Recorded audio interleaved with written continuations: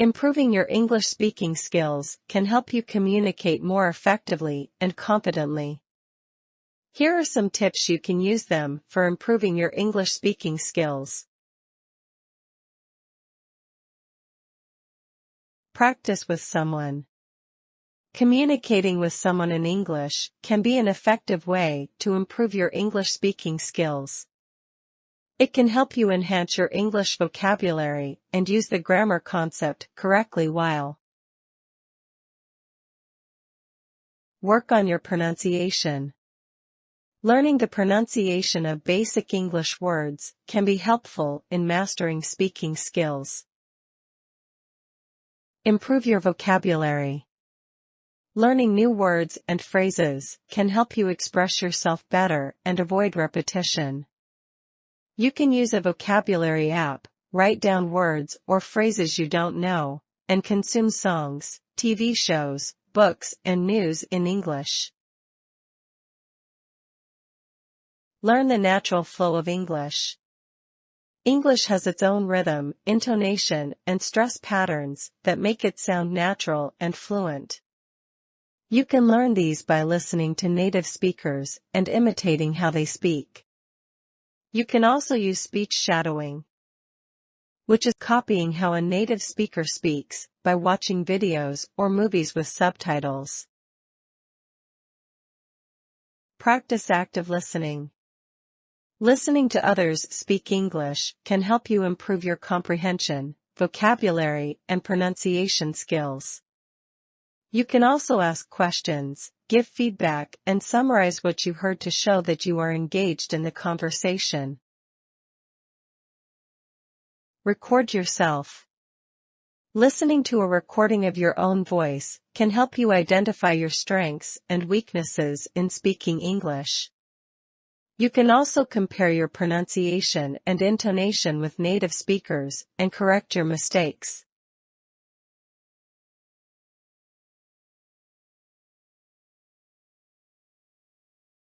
Listen and practice. My dream vacation.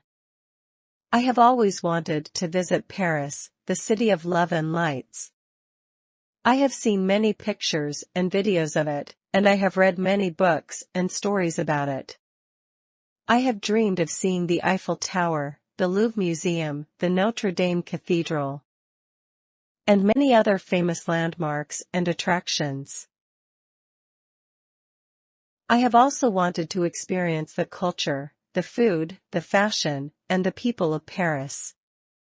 One day, I got the chance to make my dream come true. I won a contest that gave me a free trip to Paris for a week. I was so happy and excited that I couldn't believe it. I packed my bags and got ready to go. I took a flight from Kabul to Paris, with a stopover in Istanbul. The flight was long and tiring, but I enjoyed looking at the clouds and the landscapes from the window. I also watched some movies and listened to some music on the plane. I arrived in Paris in the evening and took a taxi to my hotel. The hotel was near the Eiffel Tower, and I could see it sparkling in the night sky from my window. It was beautiful.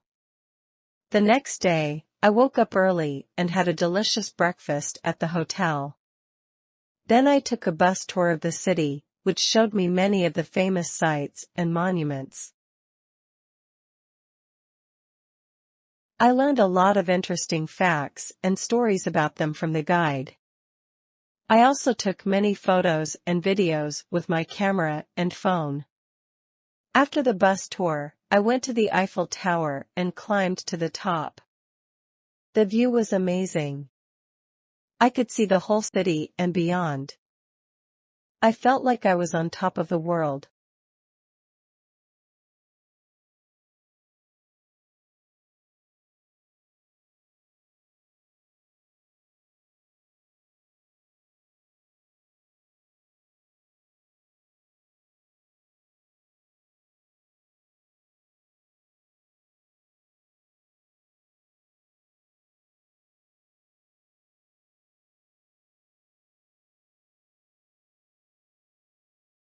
I also met some other tourists from different countries, and we chatted and exchanged contact information.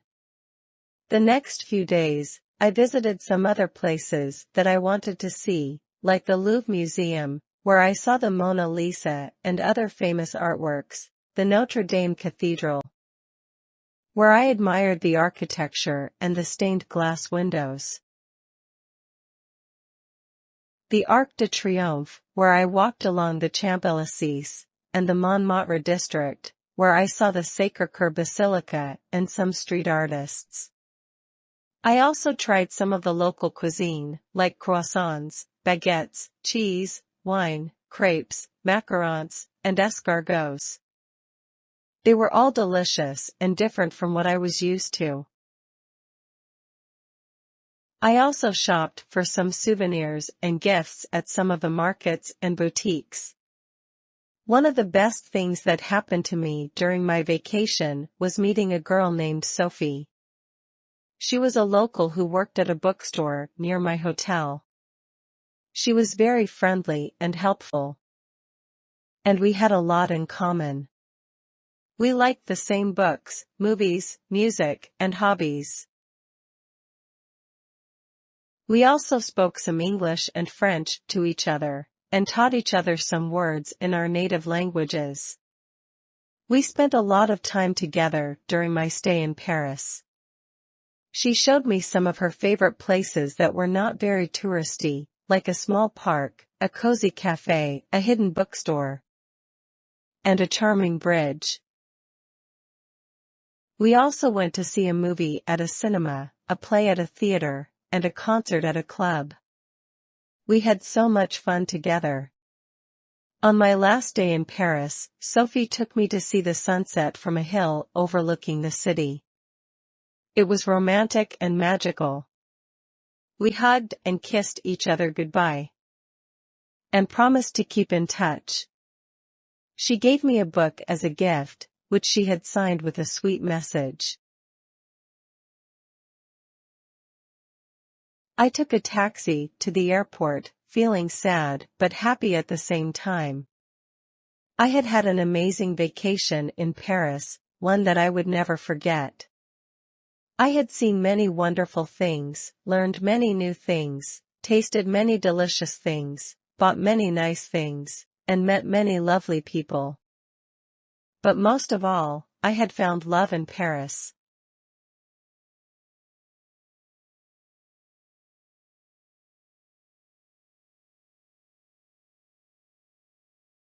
Listen and practice. My daily life. I wake up every morning to the sound of the muezzin calling for prayer.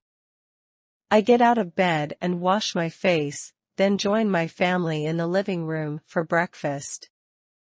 We eat flatbread, cheese, eggs and tea, and talk about our plans for the day. My father is a teacher at the local school, my mother is a nurse at the hospital, and my younger brother is a student in the same class as me. We are a happy and simple family, and we love each other very much. After breakfast, I put on my uniform and grab my backpack. I walk to school with my brother and some of our friends. The school is not far from our house, but we have to cross a busy street and pass by some shops and stalls. Sometimes we stop to buy some sweets or snacks from the vendors, who know us by name and greet us warmly. We also see some soldiers and policemen patrolling the area, who smile and wave at us. They are here to protect us from any danger or violence that might happen in our city. We reach the school just before the bell rings. We enter the gate and go to our classrooms. The school is old and crowded, but it is clean and well maintained. The teachers are kind and knowledgeable, and they teach us many subjects like math, science, history, geography, English, and Arabic. We also learn about our religion, culture, and values. We have a lot of homework and exams, but we also have fun and games during recess and lunch break. We play soccer, cricket, chess or cards with our classmates, or chat with them about our hobbies and interests. After school, I walk back home with my brother and friends. Sometimes we stop at the park or the library on the way, or visit one of our relatives or neighbors. We always try to be home before sunset, because that's when it gets dark and dangerous outside. We hear gunshots and explosions sometimes, or see smoke rising from somewhere in the city. We don't know who is fighting whom or why, but we know that it is not good for anyone. We pray for peace and safety for ourselves and everyone else. When we get home, we greet our parents and help them with some chores. We also do our homework and study for the next day. Then we have dinner together as a family, and watch some TV or listen to some music.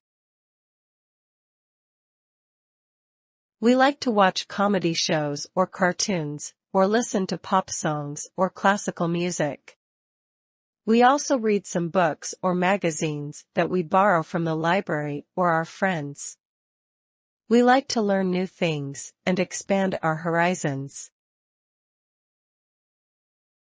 Before going to bed, we say our prayers and thank God for everything He has given us. We also ask Him to bless us with health, happiness, and success in this life and the next. We hug and kiss our parents and brother goodnight, then go to our rooms and sleep peacefully. This is my daily life. It may not be very exciting or glamorous, but it is mine and I love it. I am grateful for what I have and hopeful for what I can achieve. I am proud of who I am and where I come from. I am a human being with dreams and aspirations, just like anyone else in this world.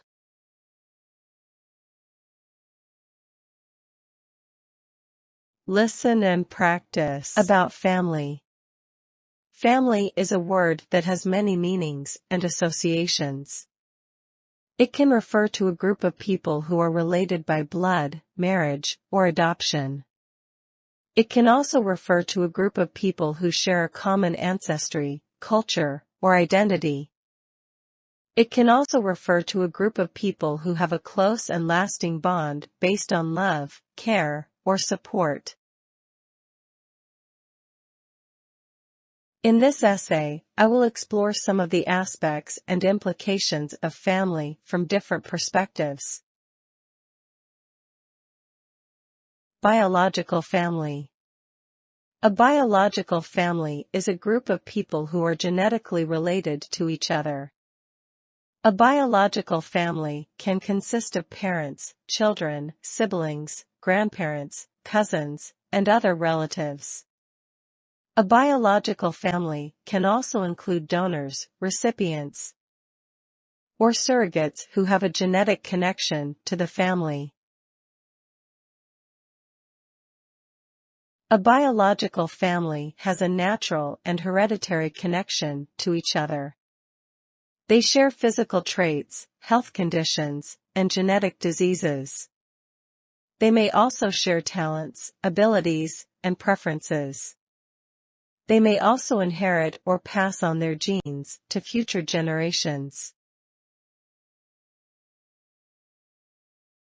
A biological family can have different types of relationships with each other.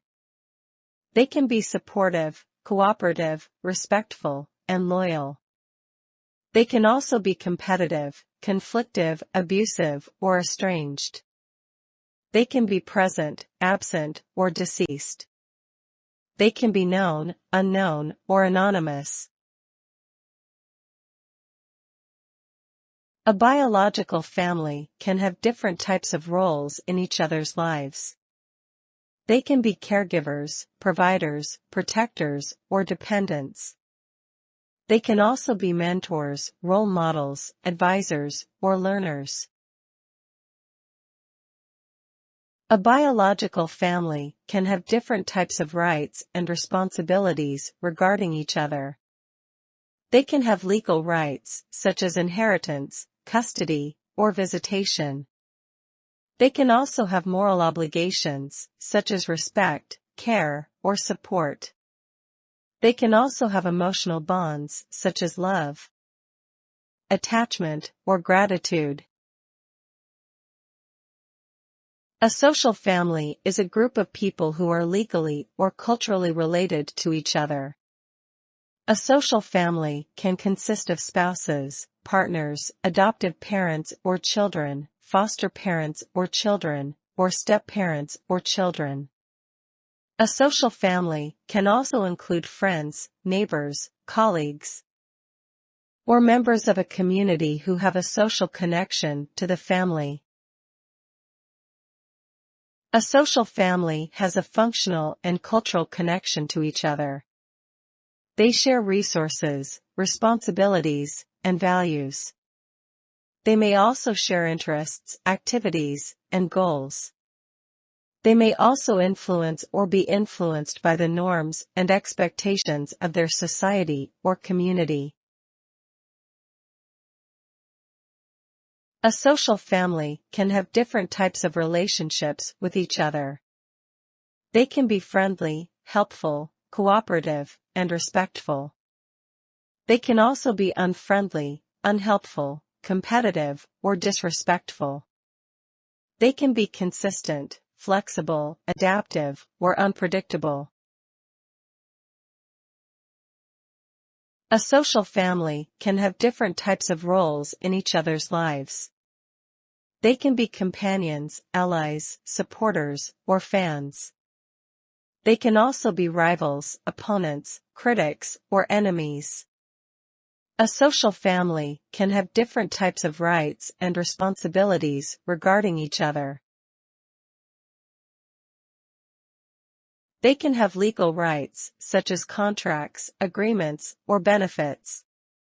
They can also have moral obligations, such as honesty, loyalty, or fairness. They can also have emotional bonds, such as friendship, trust, or admiration. Personal family. A personal family is a group of people who have an emotional and psychological bond with each other. A personal family can consist of anyone who is important to one's well-being and happiness. A personal family can also include pets or objects that have a personal meaning to the family. A personal family has an affective and cognitive connection to each other. They love, care for, and appreciate each other. They may also understand, accept, and support each other. They may also influence or be influenced by each other's feelings and thoughts. A personal family can have different types of relationships with each other. They can be affectionate, compassionate, encouraging, and inspiring. They can also be angry, resentful, hurtful, or disappointing. They can be close, distant, or ambivalent. A personal family can have different types of roles in each other's lives. They can be confidants, counselors, cheerleaders, or fans. They can also be adversaries, rivals, critics, or enemies.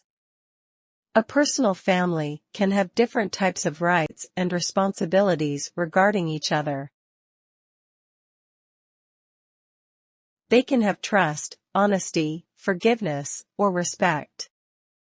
They can also have expectations, demands, conditions, or limits. They can also have hopes, dreams, wishes, or regrets.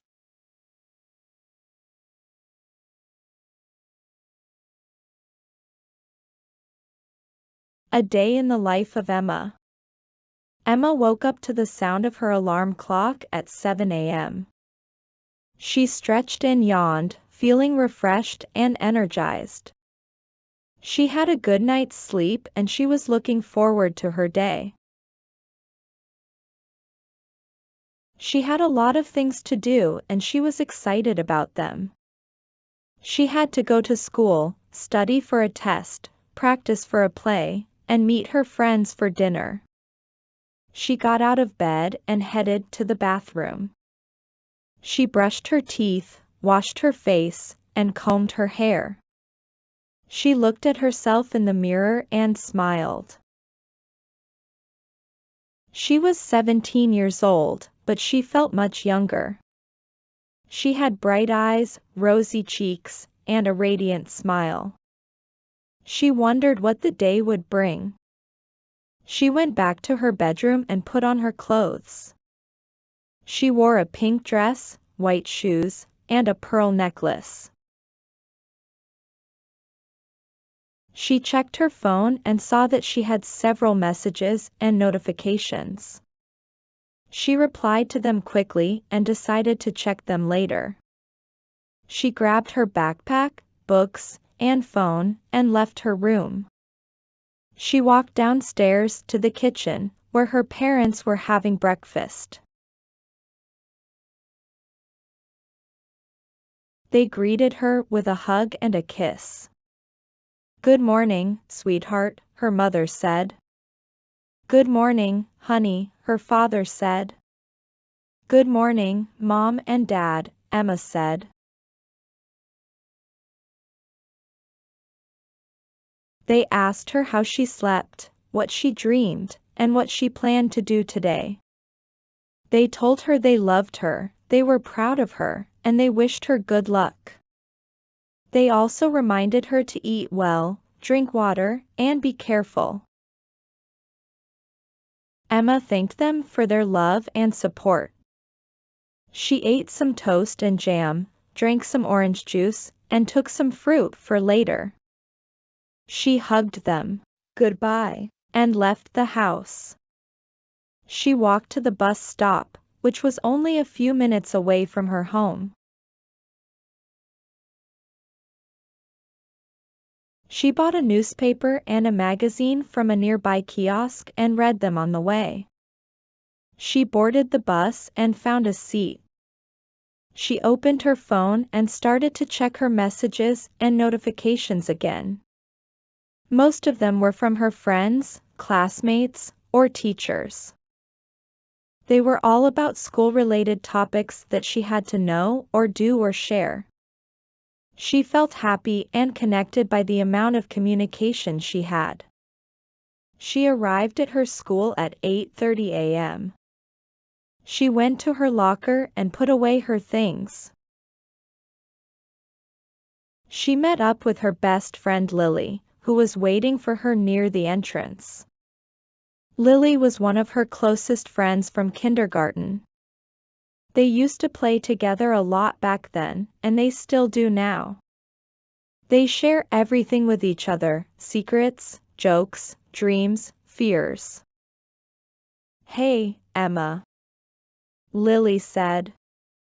"Hey, Lily," Emma said. They hugged each other and started to chat about their lives, how they felt, what they did, who they liked. They walked together to their first class, math. They both loved math and were good at it. They enjoyed solving problems, finding patterns, applying formulas.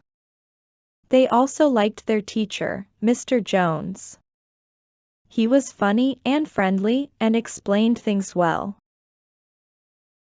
They spent the next hour doing their usual tasks, listening to the lecture, taking notes, answering questions, doing exercises. They also had some fun, making jokes, passing notes, whispering comments. They felt smart and confident by their performance. They left their class at 9:30 a.m. They had a 15-minute break before their next class, English. They went to the cafeteria and bought some snacks and drinks. They met up with some other friends, Jake, Mia, Ben, Zoe. They were part of their group of friends that they hung out with regularly. They liked each other's company and had similar interests. They sat down at a table and started to talk about various topics: movies, music, sports, celebrities. They talked for 15 minutes until they had to go to their next class, English. They walked together to their next class, English. They all liked English and were good at it. They enjoyed reading books, writing essays, analyzing texts. They also liked their teacher, Ms. Smith. She was kind and helpful and encouraged them to express themselves. They spent the next hour doing their usual tasks: reading a novel, discussing themes, writing summaries, giving feedbacks. They also had some fun, sharing opinions, making connections, giving compliments. They felt creative and inspired by their work. They left their class at 10:45 a.m. They had another 15-minute break before their next class, history. They went to the library and borrowed some books and magazines. They met up with some other friends: Ryan, Sarah, Leo, Amy. They were part of their group of friends that they worked with on a project. They respected each other's skills and had different perspectives. They sat down at a table and started to work on their project, a presentation about the French Revolution. They divided the tasks: researching facts, making slides, practicing speech. They also had some fun, learning new things, making jokes, giving suggestions. They felt curious and motivated by their project. They worked for 15 minutes until they had to go to their next class, history. They walked together to their next class, history. They all liked history and were good at it. They enjoyed learning about the past, understanding the present, imagining the future. They also liked their teacher, Mr. Lee. He was wise and knowledgeable and challenged them to think critically. They spent the next hour doing their usual tasks: watching a documentary, taking a quiz, debating issues. They also had some fun, asking questions, giving answers, expressing views. They felt informed and engaged by their lesson. They left their class at 12 p.m. They had a 1-hour lunch break before their next class, art. They went to the cafeteria again and bought some food and drinks. They met up with some other friends: Evan, Ruby, Max, Nora. They were part of their group of friends that they performed with in a play. They admired each other's talents and had similar passions. They sat down at a table and started to eat their lunch and talk about their play, a comedy about a school trip gone wrong. They rehearsed their lines, reviewed their roles, gave each other tips. They also had some fun, laughing out loud, making faces, giving compliments. They felt excited and ready by their play. They ate their lunch and talked about their play for an hour until they had to go to their next class, art. They walked together to their next class, art. They all loved art and were good at it. They enjoyed creating things, expressing themselves, appreciating beauty. They also liked their teacher, Ms. Green. She was artistic and supportive and allowed them to explore different mediums. They spent the next hour doing their usual tasks: drawing pictures, painting colors, sculpting shapes.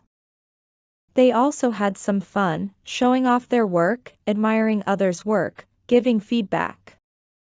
They felt proud and happy by their work. They left their class at 2 p.m. They had a 15-minute break before their last class, science. They went to the bathroom and freshened up. They met up with some other friends, Luke, Chloe, Alex, Emma. They were part of their group of friends that they studied with for a test. They trusted each other's abilities and had similar goals.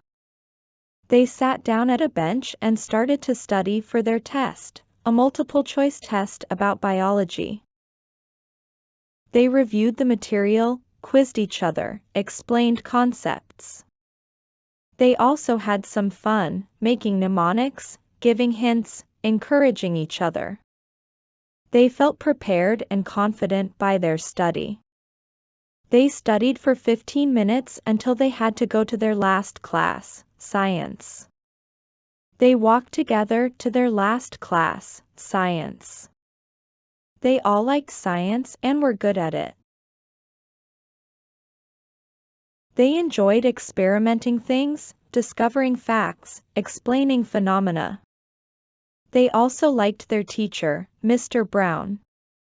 He was funny and enthusiastic and made things interesting. They spent the next hour doing their usual tasks, taking the test, checking the answers, getting the results. They also had some fun, guessing the questions, cheering the answers, celebrating the results. They felt relieved and satisfied by their test. They left their class at 3:15 p.m. They had finished school for the day. They went to their lockers and got their things. They said goodbye to their friends and teachers. They thanked them for their help and support. They also reminded them to have fun, be safe, and stay in touch. Emma left school at 3:30 p.m. She walked to the bus stop again and boarded the bus. She opened her phone and started to check her messages and notifications again. Most of them were from her friends, classmates, or teachers. They were all about school-related topics that she had done or shared or known. She felt happy and connected by the amount of communication she had. She arrived home at 4 p.m. She went upstairs to her room and put away her things.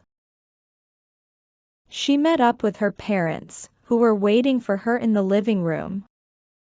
They greeted her with a hug and a kiss. "Hi, sweetheart," her mother said. "Hi, honey," her father said. "Hi, Mom and Dad," Emma said. They asked her how she did, what she learned, and what she planned to do next. They told her they loved her.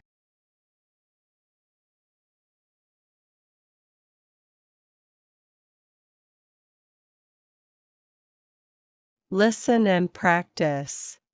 Honesty is the best policy, as the saying goes. But sometimes, honesty can be hard to maintain, especially when it involves a friend. This is the story of two friends who learned the value of honesty the hard way. Sam and Leo were best friends since childhood. They grew up together, went to the same school, and shared the same hobbies and interests. They were inseparable and trusted each other with everything. They also had a common dream, to become famous musicians. Sam was a talented singer and songwriter, while Leo was a skilled guitarist and composer. They formed a band and practiced every day in Sam's garage. They wrote their own songs and performed at local events and competitions. They dreamed of making it big in the music industry someday. One day, they heard about a national talent show that was looking for new and original acts. The winner would get a record deal and a chance to tour with a famous band. Sam and Leo decided to enter the contest and prepared their best song for the audition, The day of the audition came, and Sam and Leo arrived at the venue with their instruments and equipment. They were nervous but excited as they waited for their turn to perform. They watched the other contestants, who were also talented and impressive. They knew they had to give their best performance to stand out from the crowd. Finally, their name was called, and they walked on stage. They greeted the judges and the audience, and introduced themselves and their song. They plugged in their instruments and started playing. The song was a catchy rock tune that Sam had written about his love for music. Leo played the guitar with passion and skill, while Sam sang with emotion and confidence. The audience clapped along and cheered for them, while the judges nodded and smiled. They finished their song with a flourish and bowed to the crowd.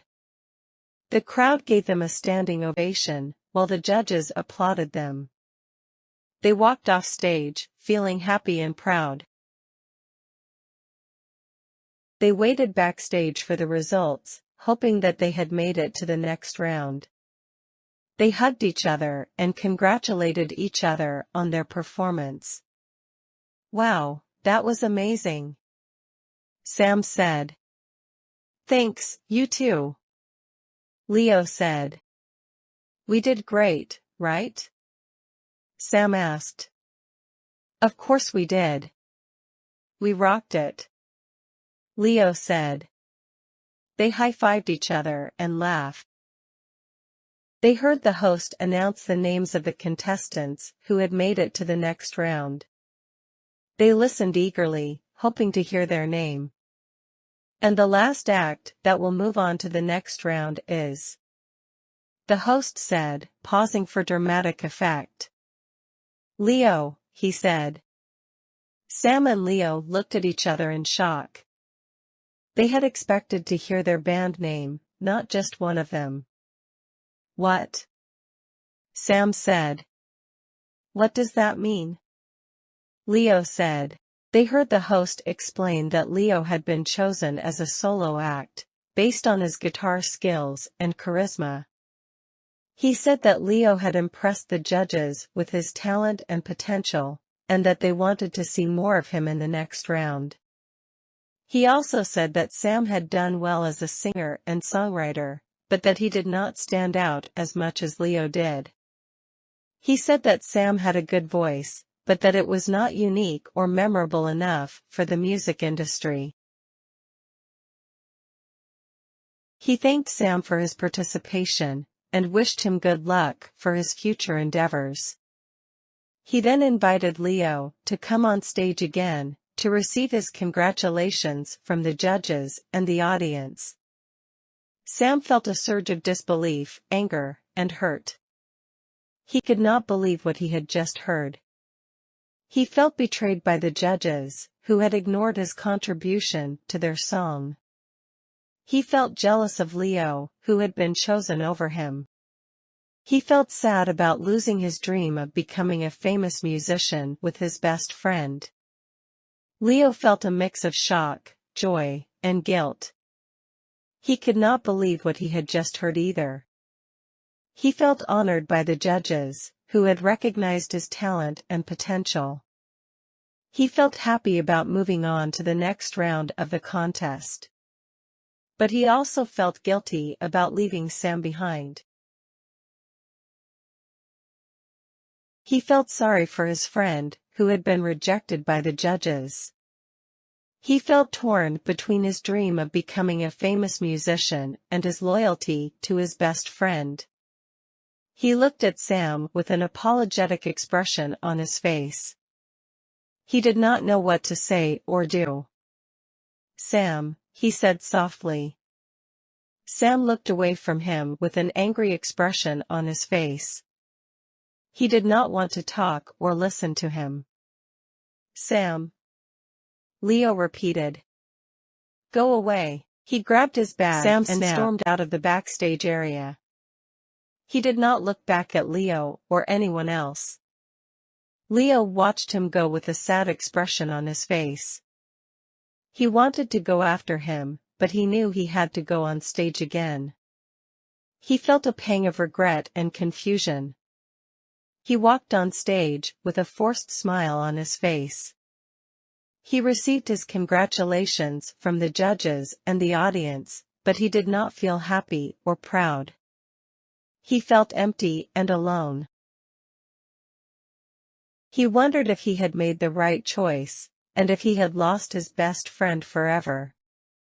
He wondered if honesty was really the best policy, or if it was better to lie sometimes.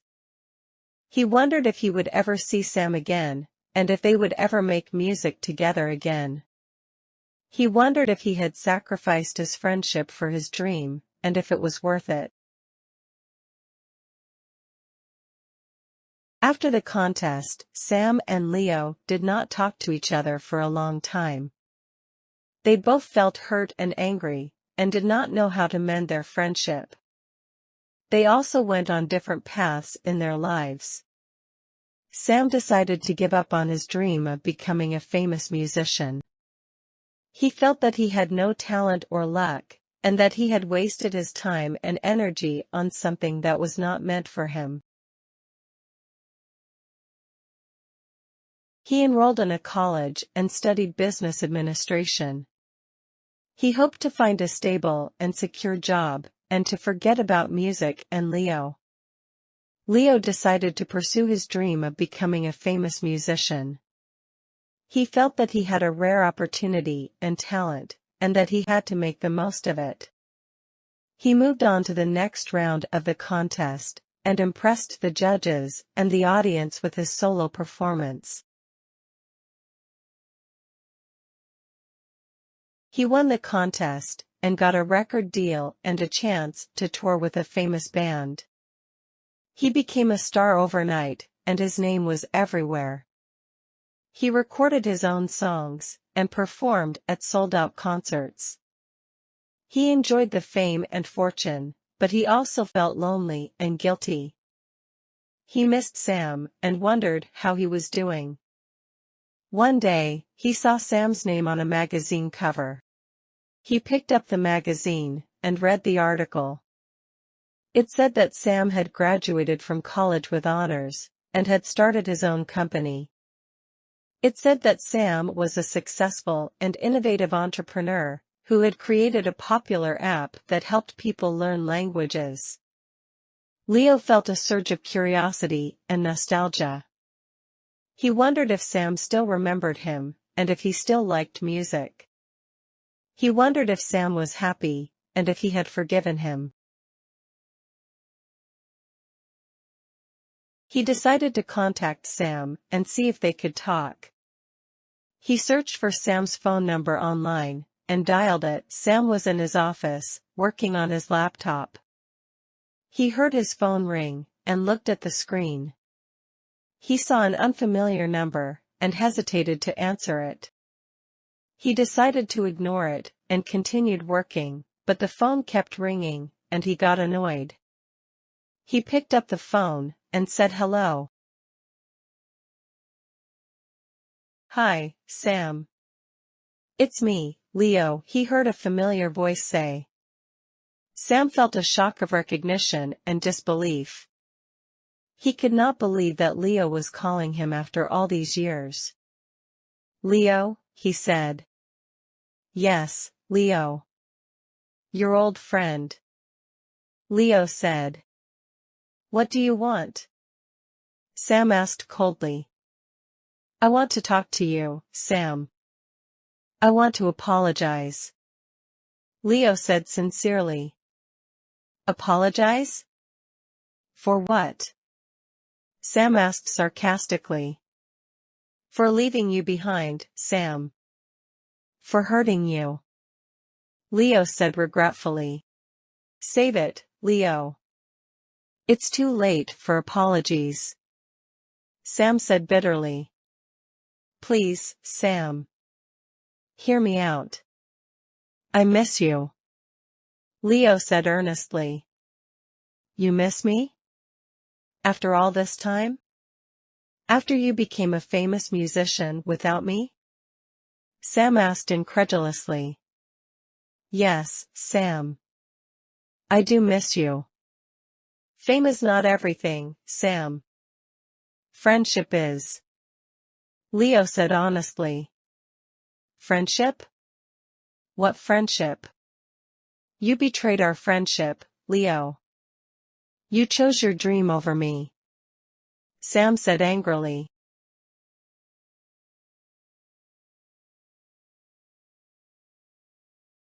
I know, Sam. I know I made a mistake. But I was young and foolish, Sam. I did not know what I was doing. Leo said remorsefully. That's no excuse, Leo. You knew what you were doing. You knew how much music meant to me. You knew how much we meant to each other. Sam said sadly.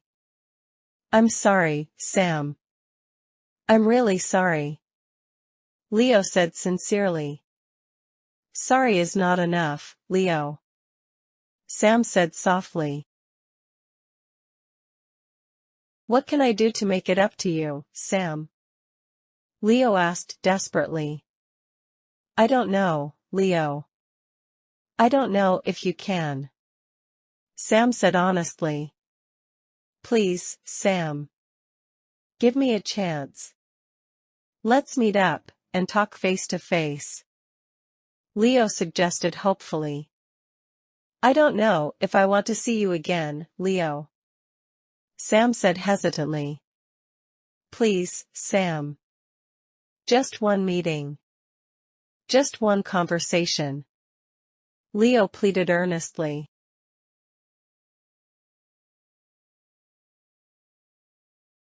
Sam felt a conflict of emotions in his heart. He felt angry and hurt by Leo's actions in the past, but he also felt curious and nostalgic about their friendship in the present. He wondered if he should give Leo another chance, or if he should cut him off forever. He took a deep breath and made his decision. Okay, Leo, he said reluctantly. Okay? Leo repeated happily. Yes, okay. I'll meet you. Thank you, Sam agreed Sam. reluctantly. Thank you so much. Leo said gratefully. Don't thank me yet, Leo. Sam warned him. Where do you want to meet? Leo asked him eagerly. How about the park where we used to play as kids? Sam suggested. Sure, that sounds good. Leo agreed. When do you want to meet? Leo asked him. How about tomorrow at noon? Sam proposed. Okay, tomorrow at noon it is. Leo confirmed. All right, then. See you tomorrow. Sam said. See you tomorrow, Sam. Bye. Leo said. Bye, Leo. Sam said. They hung up the phone and felt a mix of emotions. They felt nervous and anxious, but also hopeful and excited. They wondered how their meeting would go, and what they would say to each other. They wondered if they could rekindle their friendship, or if they would part ways again.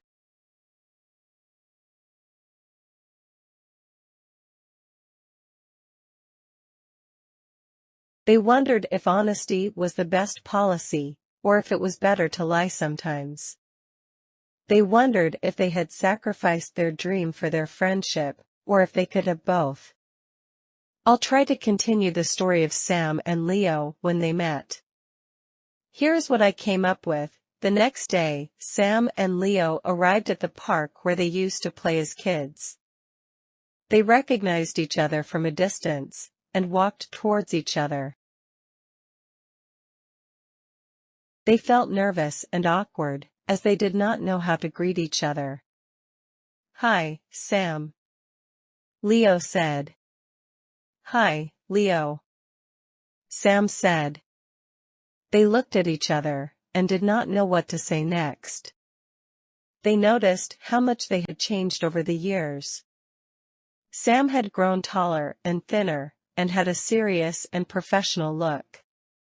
He wore a suit and a tie, and carried a briefcase. Leo had grown more muscular and handsome, and had a cool and confident look. He wore a leather jacket and jeans, and carried a guitar case. They also noticed how much they had stayed the same.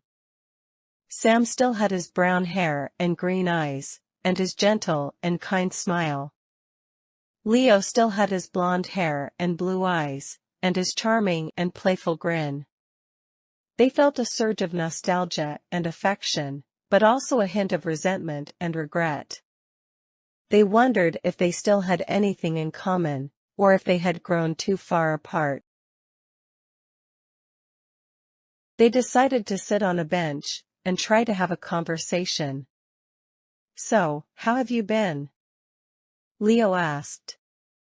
"I've been good. Busy, but good," Sam answered. "That's good to hear. What do you do now?" Leo asked. "I run my own company. It's an app that helps people learn languages," Sam explained. "Wow, that's impressive. How did you come up with that idea?" Leo asked. "Well, I've always liked languages. And I wanted to create something that would help people communicate better," Sam said. "That's awesome. How many languages do you speak?" Leo asked. 4. English, French, Spanish, and Mandarin, Sam said. "Wow, that's amazing. I only speak English, and a little bit of Spanish," Leo said. "That's not bad. Spanish is a useful language," Sam said. "Yeah, it is. Especially when I tour in Latin America," Leo said.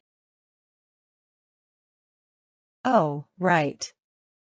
You're a famous musician now," Sam said. "Yeah, I guess I am," Leo said. "How is that going for you?" Sam asked. "It's going great. I love making music and performing for people. It's a dream come true," Leo said. "I'm happy for you, Leo. You deserve it," Sam said. "Thank you, Sam. That means a lot to me," Leo said. They smiled at each other, and felt a moment of warmth and sincerity. They also felt a pang of sadness and envy. They wondered if they were happy with their lives, or if they wanted something else. They decided to change the topic, and try to lighten the mood. "So, do you remember this park?" Leo asked. "Of course I do. This is where we used to play as kids," Sam said. "Yeah, we had so much fun here. Remember the time we built a treehouse?" Leo asked. "Yeah, I do. That was awesome. We spent hours in there, pretending to be pirates or astronauts," Sam said. "Yeah, we did. And remember the time we buried a time capsule?" Leo asked. "Yeah, I do. That was cool. We put some of our favorite things in there, and made a promise to open it together in 10 years. Sam said. "Yeah, we did. Do you think it's still there?" Leo asked. "I don't know. Maybe, do you want to check?" Sam asked. "Sure, why not? Let's go," Leo said. They got up from the bench and walked towards the spot where they had buried the time capsule. They dug up the ground and found a metal box. They opened it and saw the contents. They saw some old photos, some CDs, some comics, some toys, and some letters. They looked at the items and felt a wave of nostalgia and emotion.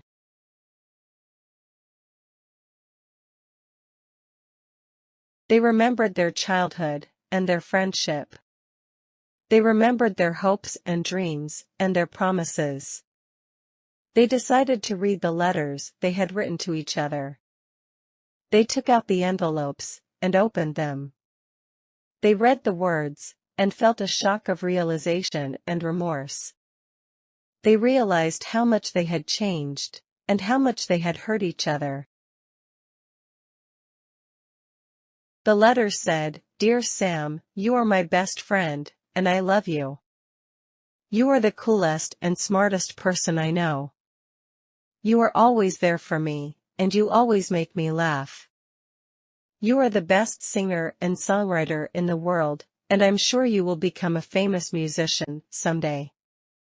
I'm so lucky to have you as my friend, and I hope we will always be friends.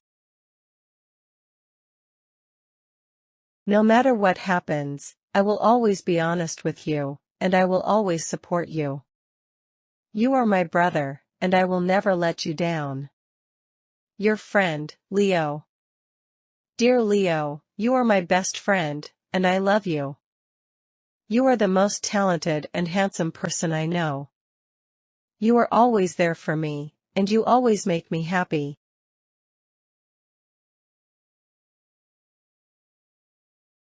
You are the best guitarist and composer in the world, and I'm sure you will become a famous musician someday.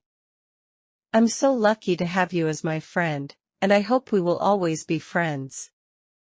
No matter what happens, I will always be honest with you, and I will always stand by you. You are my brother, and I will never betray you. Your friend, Sam." They looked at each other and felt tears in their eyes. They felt ashamed and sorry, and did not know what to say. "Sam," Leo said softly. "Leo," Sam said softly. They hugged each other and cried. They cried for their friendship and their dream. They cried for their honesty and their lie. They cried for their past and their present. They decided to forgive each other and try to rebuild their friendship. They decided to be honest with each other and try to support each other. They decided to follow their dream and try to make music together again. They decided that honesty was the best policy, and that it was never too late to be honest.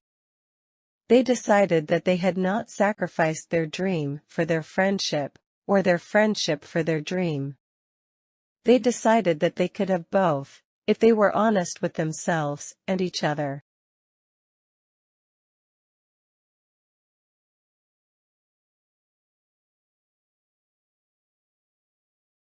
Listen and practice. Number 1. A baby and a sock. The mother gave her baby a red apple. The baby tried to eat the apple. His mouth was too small. And he didn't have any teeth. His brother took the apple. His brother ate the apple. The baby cried. His brother gave the baby a blue ball to play with. The baby smiled. His brother took the ball from the baby. He rolled the ball on the floor. The brown and white dog picked up the ball. The dog chewed on the ball. The baby cried again. His brother picked up the cat. He put the cat on the bed with the baby. The baby pulled the cat's tail. The cat jumped off the bed. The dog chased the cat. The baby cried again. His brother let the baby hold a sock. The baby played with the sock. The baby was happy. Number 2, birds and a baby. The baby was lying on her back. A blue bird flew in through the window. The blue bird had blue eyes. It sat on the baby's crib. The bird had a bell around its neck. The bell rang. The baby smiled. The baby reached for the bell. The bird shook its head. The bell fell off the bird's neck. It fell next to the baby. The baby picked up the bell. The baby rang the bell. Another blue bird flew in through the window. This blue bird also had blue eyes. The baby had brown eyes. The birds looked at the baby. The baby looked at the birds. The baby rang the bell again. Both birds flew away. The baby started to cry. His mama came into the room. The baby smiled. Mama saw the bell. She asked the baby where the bell came from. The baby pointed at the window. Number 3, a cat and a dog. The black cat jumped up onto the chair. It looked down at the white dog. The dog was chewing on a bone. The cat jumped onto the dog. The dog kept chewing the bone. The cat played with the dog's tail. The dog kept chewing the bone. The cat jumped back onto the chair. It started licking its paws. The dog stood up. It looked at the cat. It licked the cat's fur. The cat licked the dog's nose. The dog went back to its bone. A boy ran through the room. He was wearing a yellow shirt. He almost ran into the chair. The cat jumped off the chair. The cat jumped onto the sofa. The chair fell onto the floor next to the dog. The dog stopped chewing the bone. The dog chased the boy. The boy ran out to the street. He threw a stick. He dog chased the stick. The dog lay down. It chewed on the stick. Number 4, the baby bear. The baby bear followed his mama. Mama bear walked through the woods. She was looking for berries to eat. She found some blackberries. She started eating them. The baby started eating them, too. They ate all the berries. Baby bear was full. Mama bear was still hungry. She started walking again. She wanted to find more berries to eat. Baby bear lay down. He was full. He wanted to take a nap. But Mama bear came back. She growled at baby bear. He understood Mama's growl. When Mama growled, he obeyed. He got up and followed his mama. Someday he would take a nap after a meal. A squirrel ran up a tree with a nut. It dropped the nut and ran back down to the ground. It picked up the nut and looked at baby bear. Then it ran back up the tree. Baby bear did not like nuts. They were too hard to open. Number 5, an apple pie. The tree was full of red apples. The farmer was riding his brown horse. He stopped under the tree. He reached out and picked an apple off a branch. He bit into the raw apple. He enjoyed the apple. His horse turned its head to look at him. The farmer picked another apple off the tree. He gave it to the horse. The horse ate the raw apple. The horse enjoyed the apple. The farmer put a dozen apples into a bag. He rode the horse back home. He put the horse in the barn. He walked into his house. The cat rubbed up against his leg. He gave the cat a bowl of warm milk. He sat down on the sofa. He opened a book to read.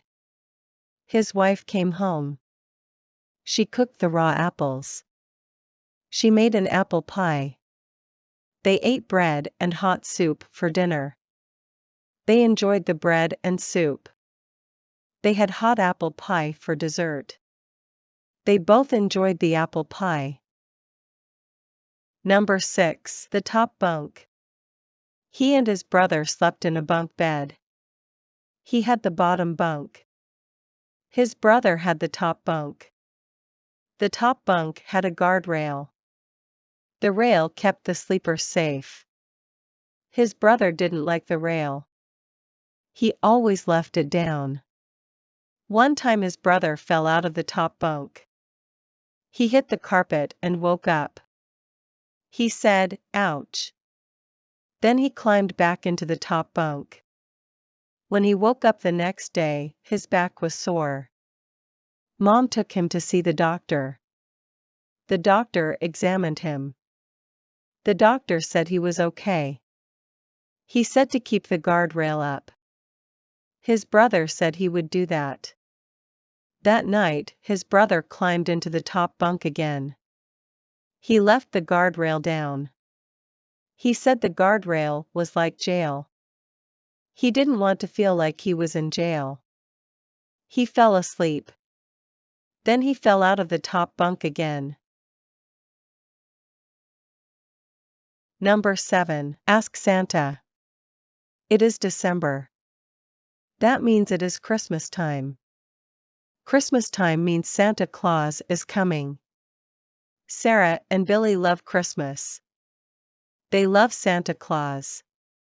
They love the gifts from Santa. Last year, they got nice gifts. Sarah got a teddy bear and a rubber duck. Billy got a green boat and a rubber duck. The rubber ducks float. When Sarah takes a bath, her pink duck floats in the water. When Billy takes a bath, his blue duck floats in the water. One time Billy put a goldfish into the tub. It swam for a while. Then it died. He buried it in the backyard. He was sad. This year, Sarah and Billy want bicycles. Sarah wants a red bike. Billy wants a blue bike. Mama said she would talk to Daddy. Sarah asked Mama, "Why don't you talk to Santa?" Mama said, "That's a good idea. When Daddy comes home, he and I will talk to Santa." Number 8. A birthday bike. January 7th is Benny's birthday. He will be 8 years old. He is in the 3rd grade. He goes to Park Elementary School. An elementary school is for kids. It is only 1 mile away. He walks to school. It only takes 20 minutes. When it rains, he wears a raincoat. He used to take an umbrella. But he lost the umbrella. His mother gave him another umbrella. He broke that one. His mom said, "You and umbrellas don't get along." For his 8th birthday, Benny wants a bicycle. He can ride the bike to school. After school, he can ride with his friends. He can ride the bike to the swimming pool. He can ride the bike to the library. His mom and dad took him to the bike store. They asked him to look at the bikes. He looked at all the bikes. He chose a red bike. He showed his parents. Dad said it cost too much. He told Benny to choose another bike. Benny chose a blue bike. Dad said the blue bike was the right price.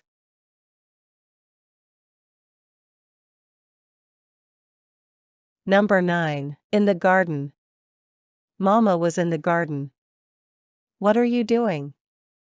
Johnny asked. She said she was planting roses. Roses are flowers. They are very pretty. They are usually red. Roses have thorns. His mama said, thorns will stick you. Be careful around thorns. Johnny went to the front yard. His dog Rex was waiting for him. Johnny picked up a stick and threw it. Rex chased the stick. He brought the stick back. Johnny ran around the house. Rex chased him. Johnny ran through the garden. Rex ran through the garden. Mom yelled at Johnny and Rex. She told them to play somewhere else. She told them to stay out of the garden. Johnny apologized to his mom. He went to the garage and got his bike. He went for a bike ride. Rex ran next to the bike. Number 10. Today's mail. The mailman put the mail in the mailbox. Dad went outside. He said hello to the mailman. The mailman said hello. Dad opened the mailbox and took out a magazine and 2 letters. One letter was from his sister. The other letter was from his brother. The magazine was for his wife. It was a garden magazine. His wife liked to work in the garden. She grew flowers and vegetables in the garden. Dad went back into the house. He opened both letters. His sister invited him to a birthday party. His brother invited him to a wedding. Dad enjoyed reading the letters. He enjoyed getting the invitations. He picked up the phone. He left a message for his sister. He would come to the birthday party. He also called his brother. He said he would come to the wedding. Number 11. Boys will be boys. The 2 brothers loved each other. But sometimes they argued with each other. Sometimes they yelled at each other. Sometimes they pushed each other. Sometimes they hit each other. Sometimes they got into a fight with each other. Bobby was the older brother. Billy was the younger brother. Bobby was older than Billy. Billy was younger than Bobby. Bobby climbed into a tree. His kite was in the tree. He could not reach his kite. He fell out of the tree. Billy laughed. He laughed when he saw Bobby fall to the ground. Bobby was not hurt. But he was angry. Why are you laughing? He asked Billy. That was funny, Billy said. Bobby said it wasn't funny. Billy said it was funny. Bobby pushed Billy. Billy pushed Bobby. Bobby punched Billy in the stomach. Billy punched Bobby in the stomach. They put their arms around each other. They wrestled on the ground. They rolled around and around. Their mom came outside. What are you 2 doing? She asked. She separated them. She said, you shouldn't hit each other. That's not nice. Wait till your father gets home. She sent them to their rooms. Number 12. A good meal. The children were hungry. They looked out the window. Where was their mother? She walked into the house. The children ran over to her. Mama, we're so hungry, they both said. She said lunch was coming. She walked into the kitchen. She opened a can of chicken soup. She poured the soup into a pot. She added water. She put the pot on the stove. She made 2 peanut butter and jelly sandwiches. She sliced an apple. The soup was hot. She poured it into 2 bowls. She put the sandwiches on 2 plates. She put apple slices on each plate. She put the bowls and plates on the table. The children ran to the table. "Thank you, Mommy," they said. Then they started eating. The cat and the dog watched them eat.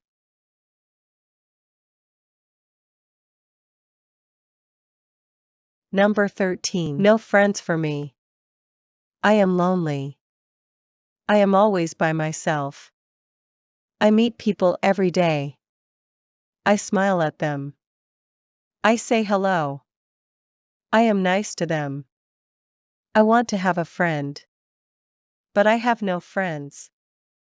What is wrong with me? I am polite. I am friendly. I am nice. I am kind. Why don't people like me? All I want is one friend. Everyone has one friend. I always see people with their friends. They laugh with each other.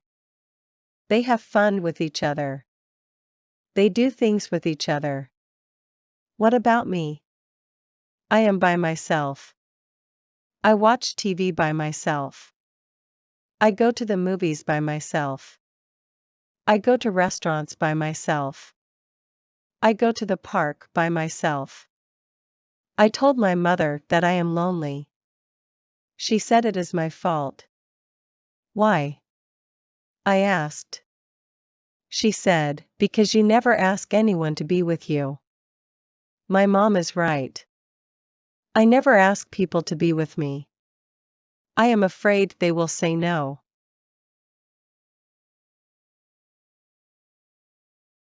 Number 14. Life is good. I am happy. I have many friends.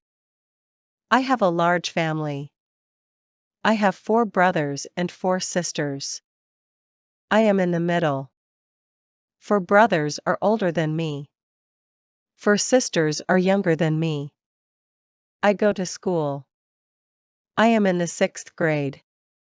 I like my teachers. My teachers like me.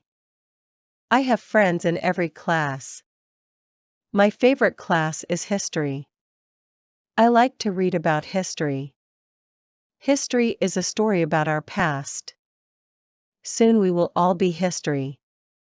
Then kids in school will read about us. I hope they like our stories. My best friend is Bobby. Bobby and I do many things together. We swim together. We play basketball together. We ride our bikes together. I have many other friends. We all go to the mall on weekends. We go to movies. We go to restaurants. We tell jokes. We laugh. We have fun. Life is great. Tell the truth. She was angry. She was angry at her husband. He lied to her. He lied many times. She was tired of his lies. She said enough was enough. She took off her ring. She dropped it into the toilet. She flushed the toilet. She got into her car. She got on the freeway. She drove the car fast. She was crying. She was very sad. She drove the car faster. She passed many cars. The speed limit was 60 miles per hour. She was going 80 miles per hour. A cop saw her. The cop chased her. The cop turned on his red light. He turned on his siren. She heard the cop car. She saw the flashing light. She drove faster.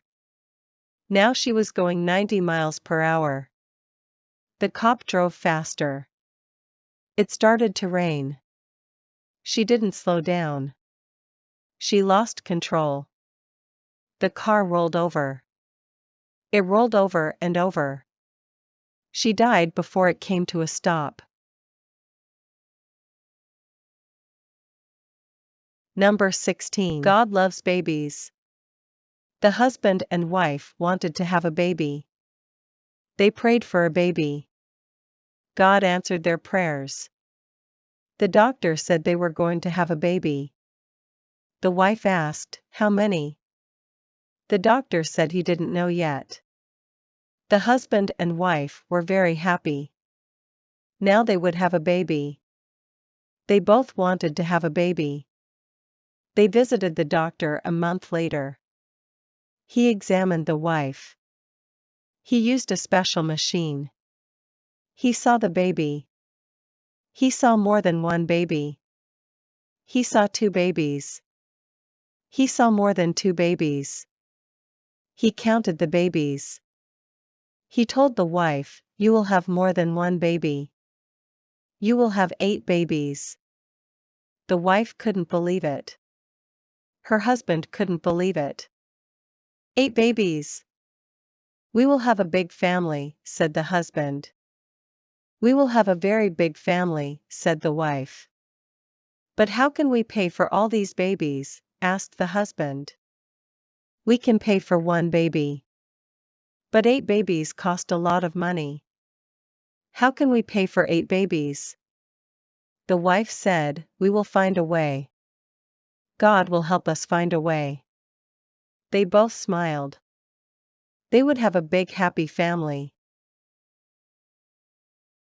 Number 17. A clean car. He had a blue car. He loved his blue car.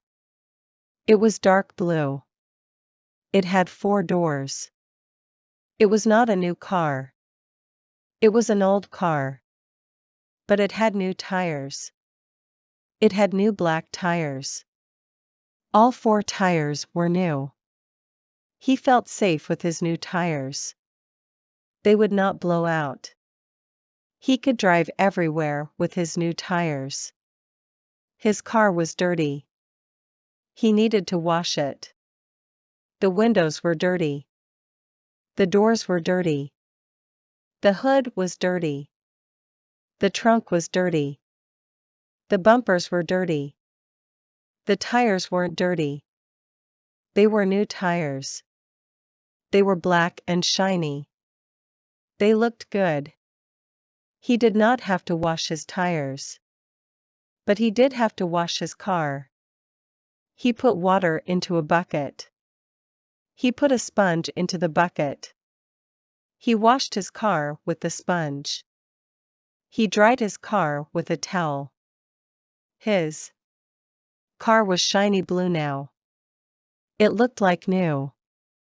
Now his old car was as shiny as his new tires.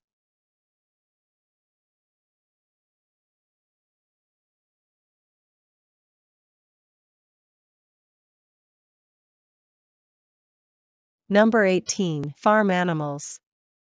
The chicken and the duck were friends. They lived on a farm. They walked around together. They swam in the pond together. They talked about many things. They talked about the cat. They thought the cat was tricky. They thought the cat was dangerous. The cat looked at them a lot. They didn't trust the cat. We must always keep our eyes open when the cat is around, they both agreed. They talked about the dog. The dog was very friendly. The dog wanted to play. The dog had lots of energy. It barked a lot. It ran around a lot. They both liked the dog. They talked about the farmer. The farmer brought them food. The farmer took care of them. The farmer took care of all the animals. He fed the cow. He fed the pig. He fed the goat. He fed the sheep. He fed the rabbit. They liked the farmer. He took good care of everyone.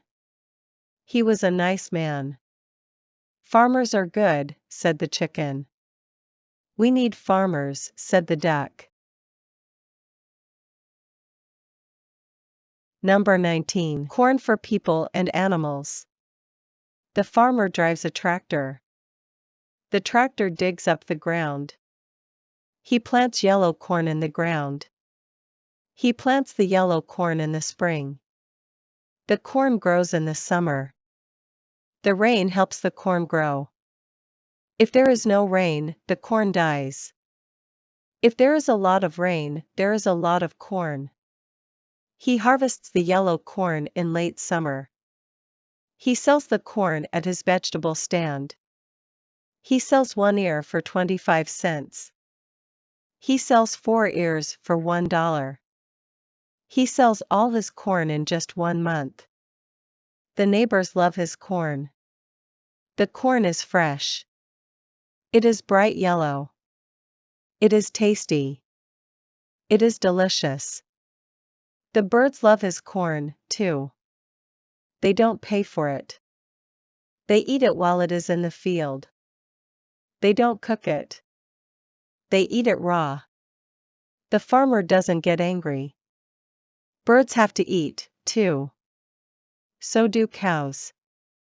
The farmer has 1 cow. He gives his cow fresh corn every summer. The cow loves the corn. It eats a lot of yellow corn in the summer. Sometimes it makes yellow milk. Number 20, rain and hail. Dark clouds were in the sky. The sun went down. The weather got cold. The wind started to blow. Leaves blew off the trees. Paper flew through the air. People buttoned their jackets. The rain started to fall. At first, it was quiet. Then it got louder. It was a storm. The rain was very loud. The man couldn't hear his TV. He turned up the volume. Now he could hear his TV. He looked outside his door. He looked at the rain. It was pouring off his roof. It was a flood. Then he saw lightning. Then he heard thunder. It was a very cold night. The rain changed to hail. The hail was very noisy. He turned up the TV volume again. Now he could hear his TV again. He watched TV for a while. Then he looked outside again. All the cars were white. The street was white. The ground was white. The hail covered everything. The hail looked just like snow. He wanted to make a big snowman. But you can't make a snowman out of hail. You can only make a snowman out of snow.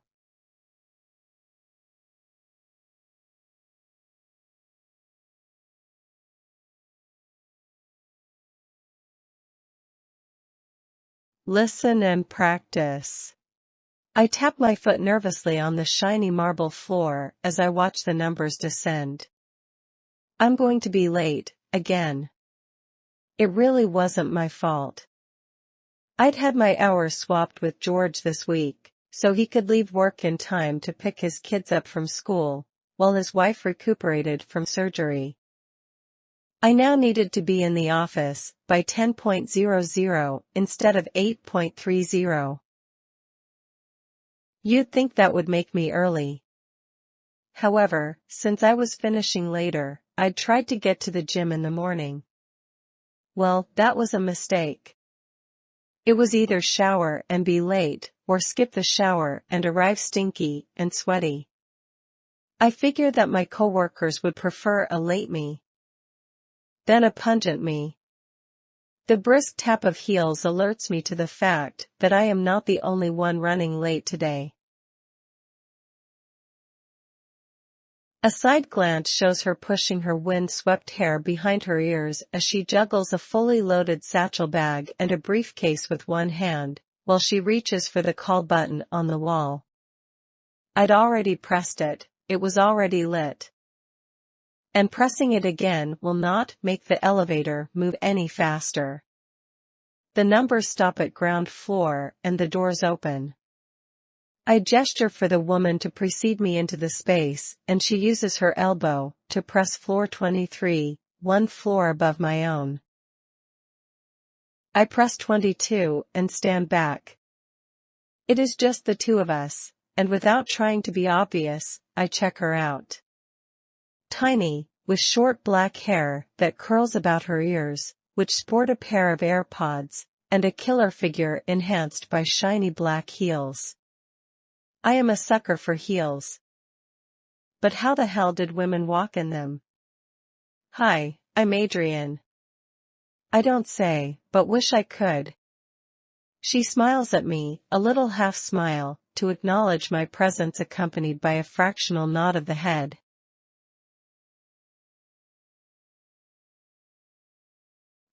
Well, I don't know her name, perhaps it's Jane or Alice. What about Elizabeth? Sarah? I think I will call her Eleanor. You know, like the Beatles song. We're all lonely people here. I'm Eleanor.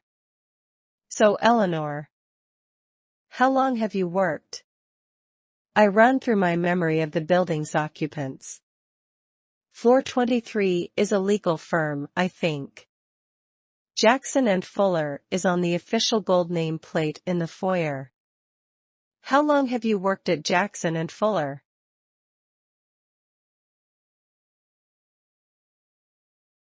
It's my first day. Well, I haven't seen her around, so it could very well be her first day, but she has a lot of papers stuffed in that briefcase. Actually, I have worked for them for 6 years. There is no way this girl can be old enough to have worked for them for 6 years. She looks about 25.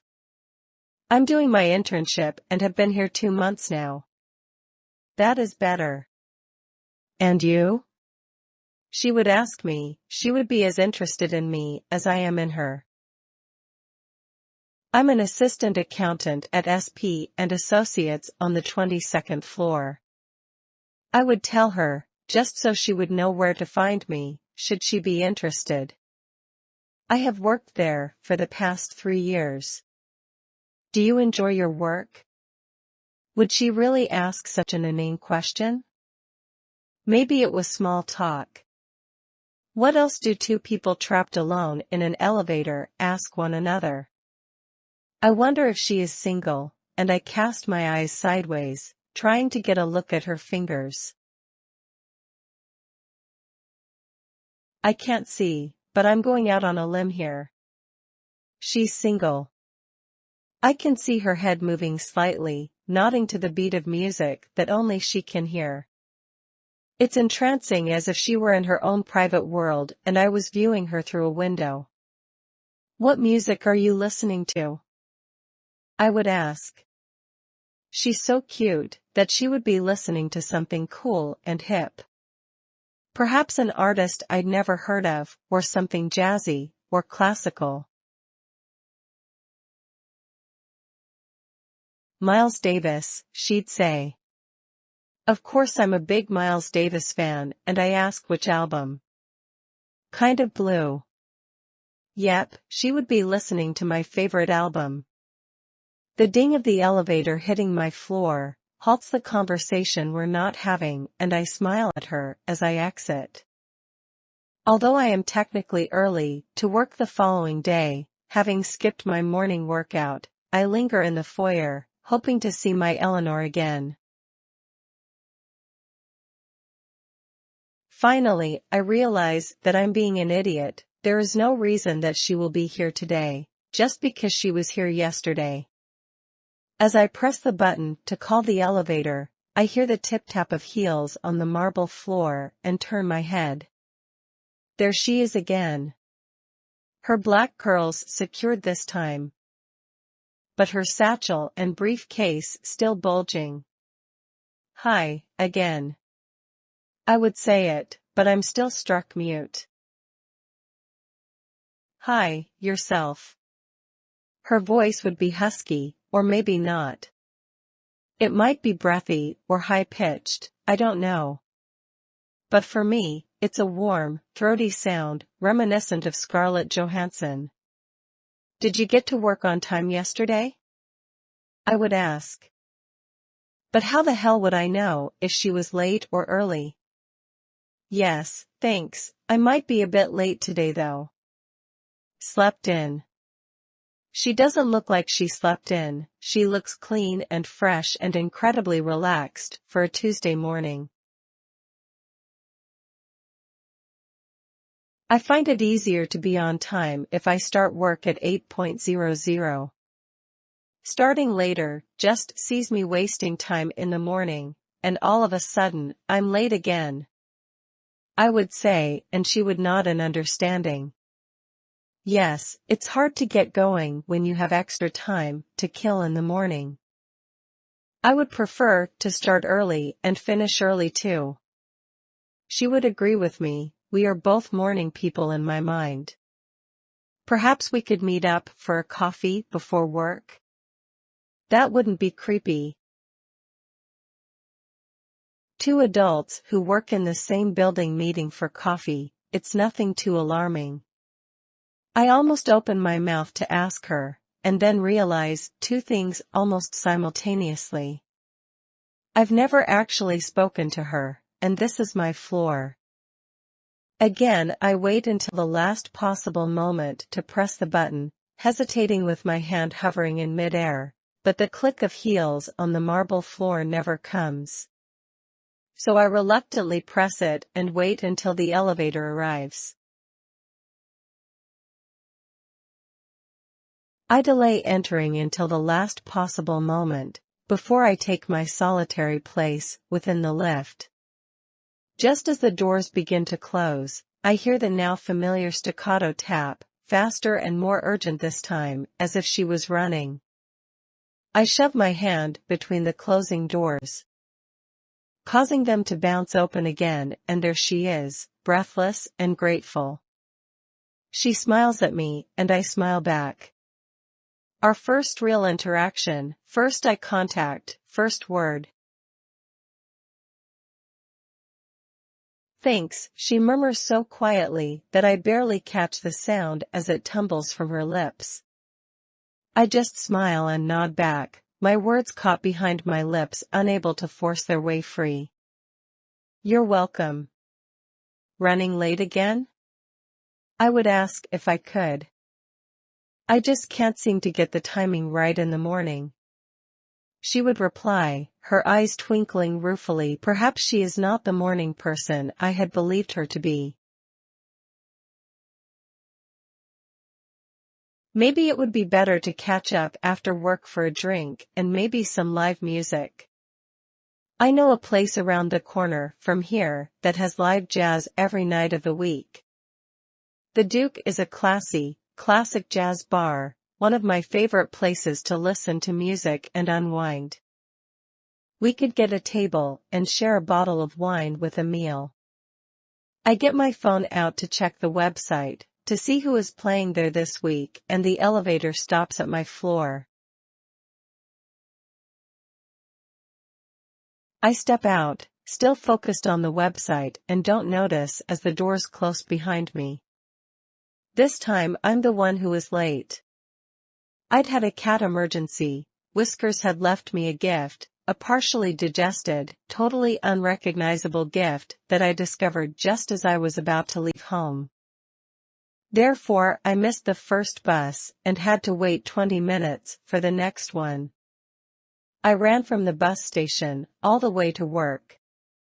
Lucky I'm fit and in the habit of working out. The foyer is empty as I race through the glass sliding doors, and my heart sinks with disappointment. She isn't there. I've missed her this morning, thanks to my bloody cat. The last elevator is just closing as I arrive in a breathless rush, and I run to try to catch it before it shuts. A small hand reaches out to catch the door, and it bounces open. There she is, my Eleanor. She smiles and steps back into her corner as I enter.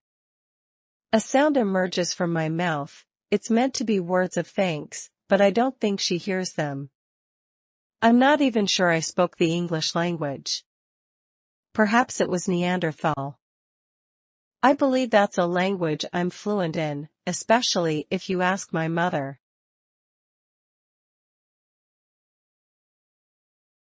My turn to be late today, I would tell her.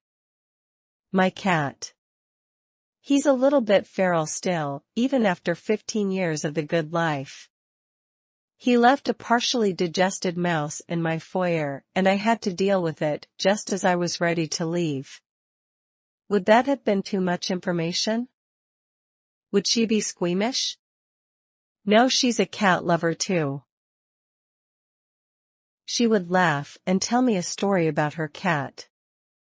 Kitty is so fat, she wouldn't be able to catch mice, poor love. She eats only the best gourmet cat food, poached in spring water. Do you only have the one cat? I would ask, one is definitely enough, wouldn't you agree? She would speak with a smile, one that shows how much she loves her cat. I adore Kitty, but I'm not quite ready to be a crazy cat lady just yet.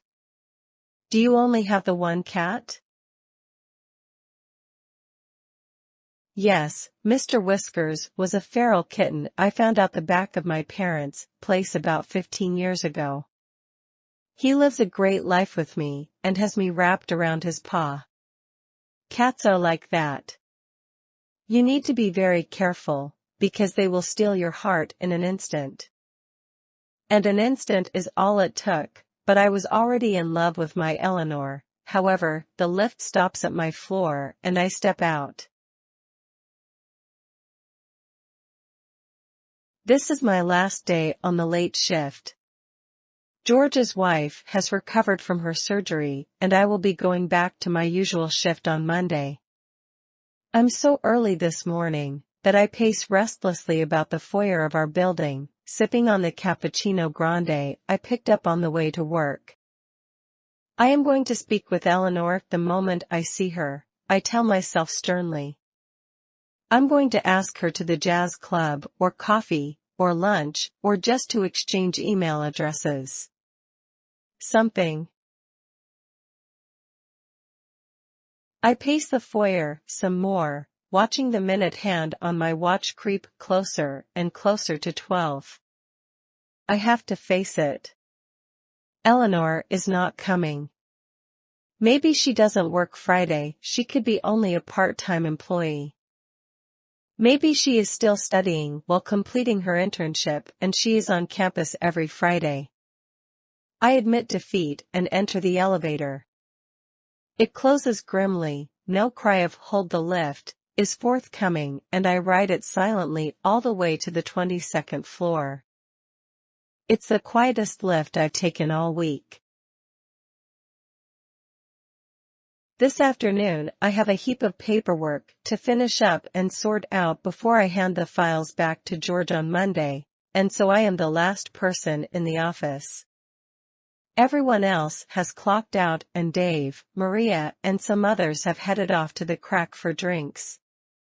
I wasn't interested in loud, raucous fun. The Mike Freely Quartet was playing at the Duke, but I didn't feel like sitting there alone, so I locked the office and walked toward the lifts, no spring in my step, just Friday exhaustion slowing me down. I pressed the call button and waited, studying the tips of my scuffed shoes, without actually seeing them. Like an automaton, I shuffle into the elevator as the doors slide open. Hi, the voice is soft. Tough week? I snap my head up and see the other occupant sharing my lift. It's Eleanor, and all of a sudden there is sunshine on a rainy day. I nod, unable to speak. She smiles and sighs, me too. This is the longest conversation we have ever had out loud.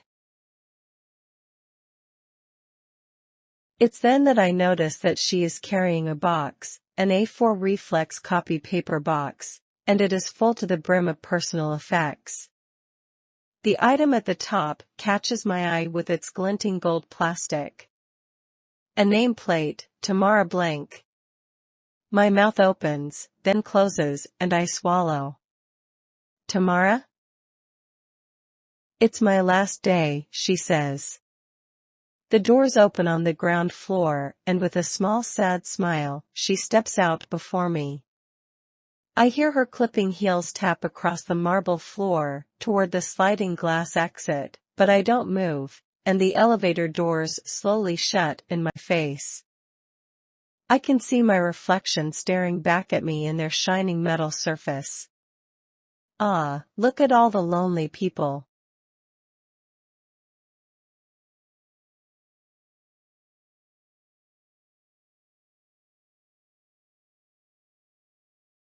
Listen and practice. My favorite movie. I have watched many movies in my life, but none of them has thrilled me as much as Star Wars, Episode 4: A New Hope. It is a masterpiece of science fiction cinema, a classic of adventure and action, a tale of rebels and rogues, of Jedi and Sith, of droids and aliens, of spaceships and planets. The movie tells the story of a young farm boy named Luke Skywalker, who lives on the desert planet of Tatooine with his aunt and uncle. He dreams of leaving his boring life and joining the Rebel Alliance, a group of freedom fighters who oppose the evil Galactic Empire. Led by the sinister Darth Vader, a dark lord of the Sith who wields a red lightsaber and commands the Death Star, a giant space station that can destroy entire planets. Luke's destiny changes when he meets two droids, R2-D2 and C-3PO, who carry a secret message from Princess Leia Organa, a leader of the rebellion who has been captured by Vader. The message contains the plans of the Death Star and a plea for help from Obi-Wan Kenobi, an old hermit who lives in the nearby mountains. Luke decides to follow the droids and find Obi-Wan, who turns out to be a Jedi Knight, a warrior of peace and justice who uses the Force, a mystical energy that binds all living things. Obi-Wan tells Luke that he was once Vader's teacher, but Vader turned to the dark side and betrayed him. He also tells Luke that he is the son of Anakin Skywalker, a former Jedi who was killed by Vader. He gives Luke his father's lightsaber, a blue-bladed weapon that can cut through anything. He also asks Luke to join him in his mission to deliver the plans to the rebellion and rescue Leia. Luke agrees to go with Obi-Wan, but they need a fast ship and a pilot to take them off Tatooine. They go to Mos Eisley, a spaceport full of scum and villainy, where they meet Han Solo, a smuggler and captain of the Millennium Falcon, a modified freighter that can outrun any Imperial ship, and Chewbacca, his loyal co-pilot and friend, a hairy and strong alien known as a Wookiee. They also encounter some stormtroopers, the elite soldiers of the Empire, who are looking for the droids. They manage to escape from them and blast off into space. They reach Alderaan, Leia's home planet, but they find out that it has been destroyed by the Death Star as a demonstration of its power. They are then captured by its tractor beam and pulled into its hangar bay. They disguise themselves as stormtroopers and sneak into the station. They split up. Obi-Wan goes to disable the tractor beam, Luke, Han and Chewie go to rescue Leia, R2-D2 and C-3PO stay behind to monitor the situation.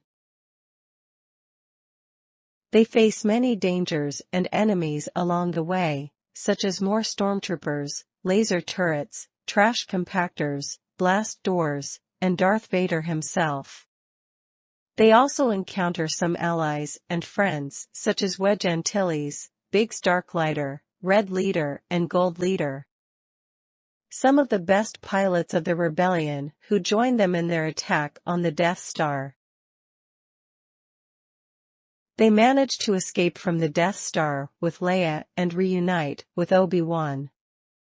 However, Obi-Wan sacrifices himself to allow them to flee. He faces Vader in a lightsaber duel and lets him strike him down. He then becomes one with the Force and guides Luke with his voice. They reach Yavin 4, a moon where the rebel base is located. They learn that the Death Star is following them and will soon be in range to fire its super laser. They decide to launch an assault on it with their X-Wing fighters. They have to exploit its only weakness, a small thermal exhaust port that leads to its main reactor.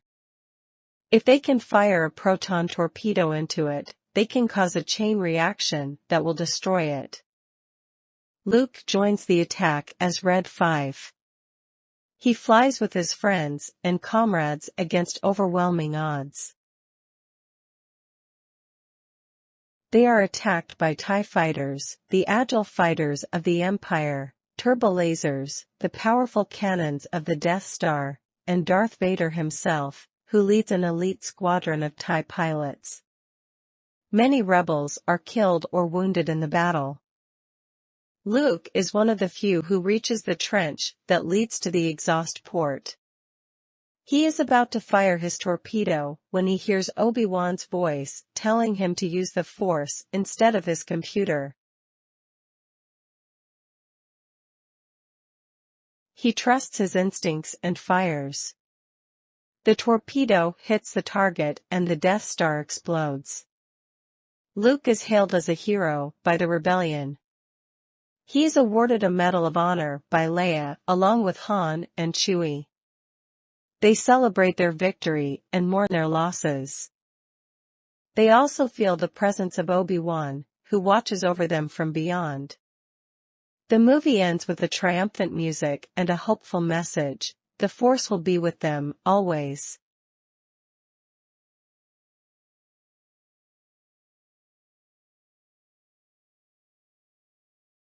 Listen and practice. My hobby of painting. I have always loved painting since I was a child. I used to draw in color with crayons and pencils on any paper I could find. I also liked to watch my grandfather, who was a painter, work on his canvases. He taught me some of the basics of painting, like how to mix colors, how to use brushes, and how to create different effects. When I grew older, I started to paint more seriously. I bought some paints, brushes, and canvases, and set up a small studio in my room. I also joined a painting club at school, where I met some other students who shared my passion. We learned from each other and from our teacher, who was also a painter. We also participated in some competitions and exhibitions, where we showed our works and received feedback and recognition. Painting is my favorite hobby because it makes me happy and relaxed. It is a way for me to express myself and my feelings, to capture the beauty and the ugliness of the world, to communicate with others and with myself. It is also a way for me to challenge myself and improve my skills, to experiment with different styles and techniques, to discover new things and new possibilities. Painting is not always easy or fun. Sometimes I get frustrated or bored with my work, or I don't like the result. Sometimes I run out of ideas or inspiration, or I don't have enough time or resources. Sometimes I face criticism or rejection, or I compare myself with others and feel inferior. But painting is always rewarding and fulfilling. It gives me a sense of accomplishment and satisfaction, of growth and learning, of joy and wonder. It makes me feel alive and free. Painting is more than just a hobby for me. It is a part of me, a part of my life. My favorite book of The Lord of the Rings. I have read many books in my life, but none of them has captivated me as much as The Lord of the Rings by J.R.R. Tolkien. It is a masterpiece of fantasy literature, a saga of epic proportions, a tale of adventure and heroism, of friendship and loyalty, of good and evil, of magic and mystery. The book tells the story of a group of heroes who embark on a perilous quest to destroy the One Ring, a powerful and evil artifact that can corrupt anyone who wears it. The ring was created by the Dark Lord Sauron, who wants to use it to conquer Middle-earth, a vast and diverse world inhabited by various races and creatures.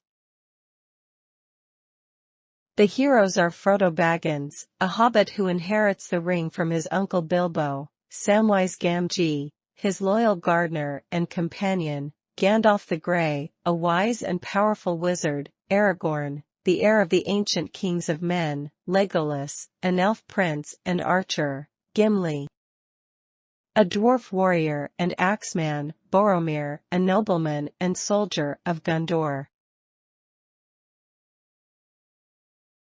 Merry and Pippin, two young and mischievous hobbits, and later joined by Faramir, Boromir's brother and captain of Gondor, Eowyn, a shield maiden of Rohan, Eomer, her brother and king of Rohan, and Galadriel, an elf queen and guardian of Lothlorien.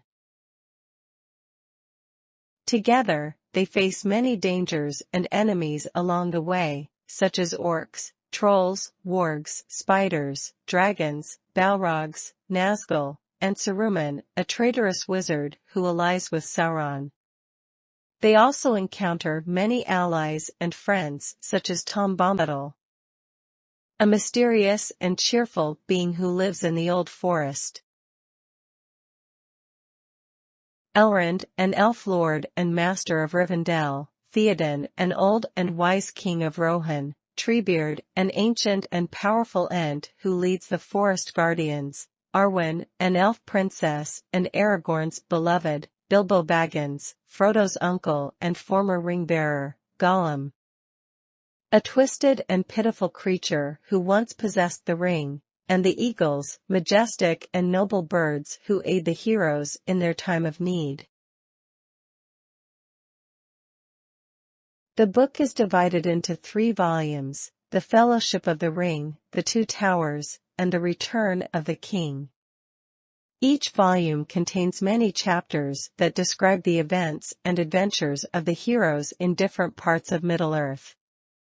The book is also enriched by many maps, illustrations, appendices, poems, songs, histories, languages, cultures, and legends that create a rich and immersive world that feels real and alive. I love this book because it is a story that inspires me to be brave and noble, to be loyal and faithful, to be humble and compassionate. It is a story that teaches me about friendship and love, about courage and sacrifice, about hope and redemption. It is a story that makes me laugh and cry, that makes me wonder and marvel. It is a story that I can read over and over again without getting bored or tired. The Lord of the Rings is my favorite book because it is more than just a book. It is an experience, it is a journey, it is a legend.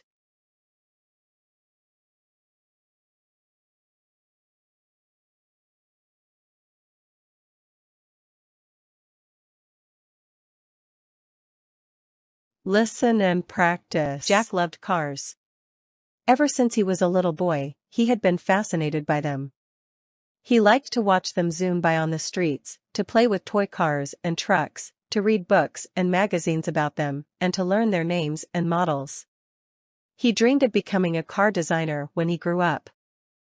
And he spent hours sketching his own idea for futuristic vehicles.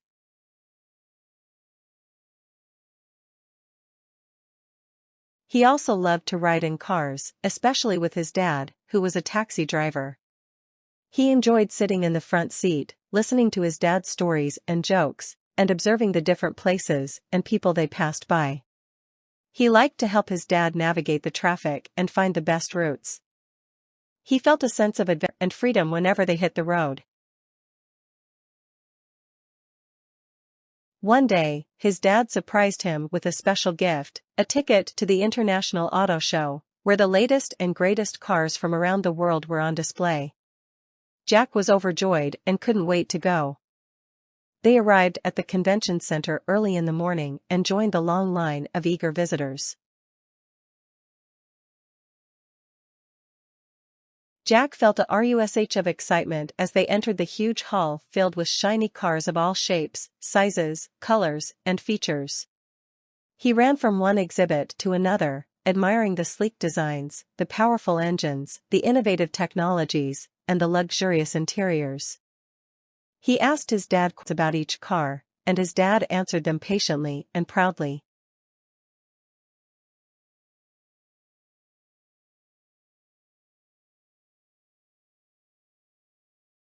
They saw sports cars, sedans, SUVs, trucks, vans, hybrids, electric cars, and even some concept cars that looked like they came from a sci-fi movie.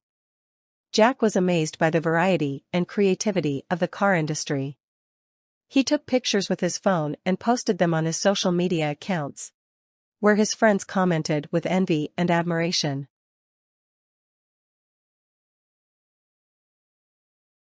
He also got to sit in some of the cars and pretend to drive them.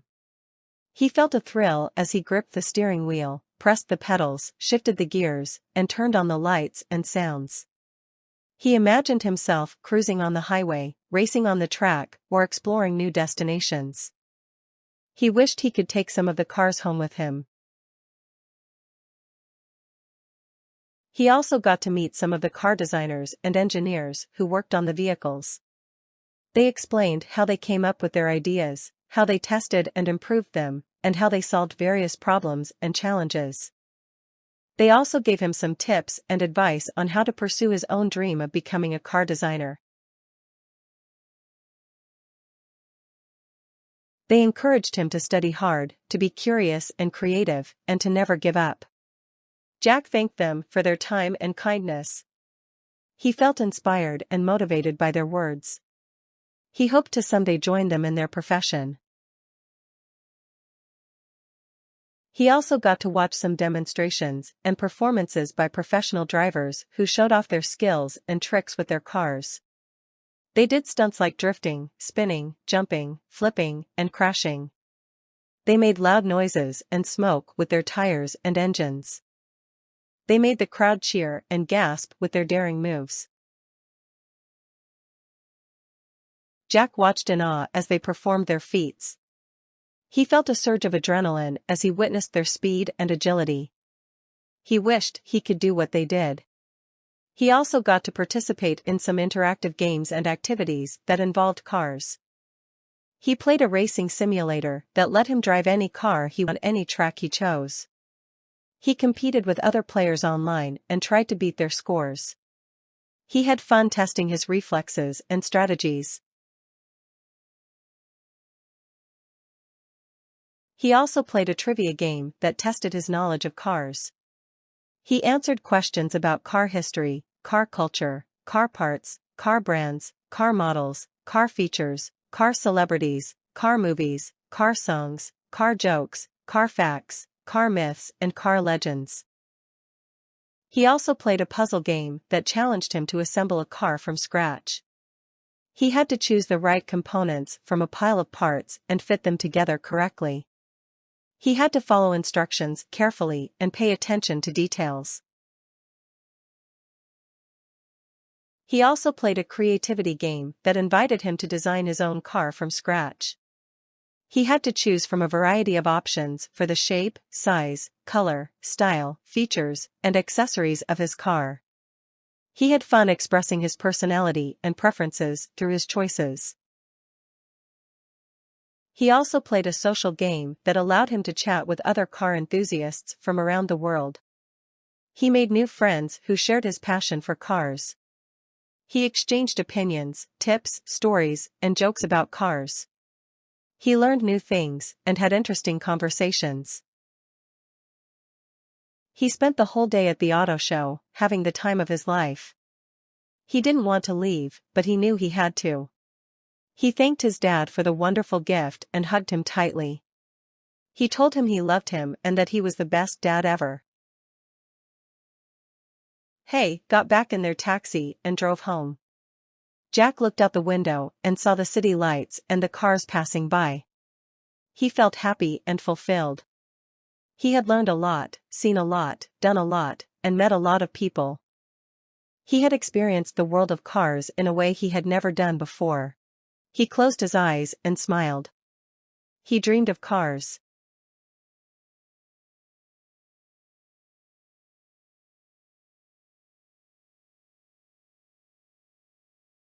Listen and practice. The day had finally arrived.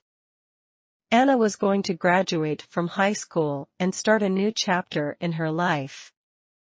She had worked hard for 4 years, taking challenging courses, participating in extracurricular activities, and volunteering in her community. She had applied to several colleges and received acceptance letters from all of them.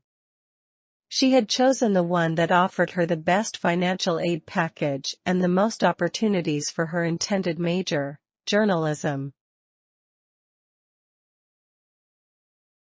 She was excited and nervous as she put on her cap and gown and headed to the auditorium with her classmates.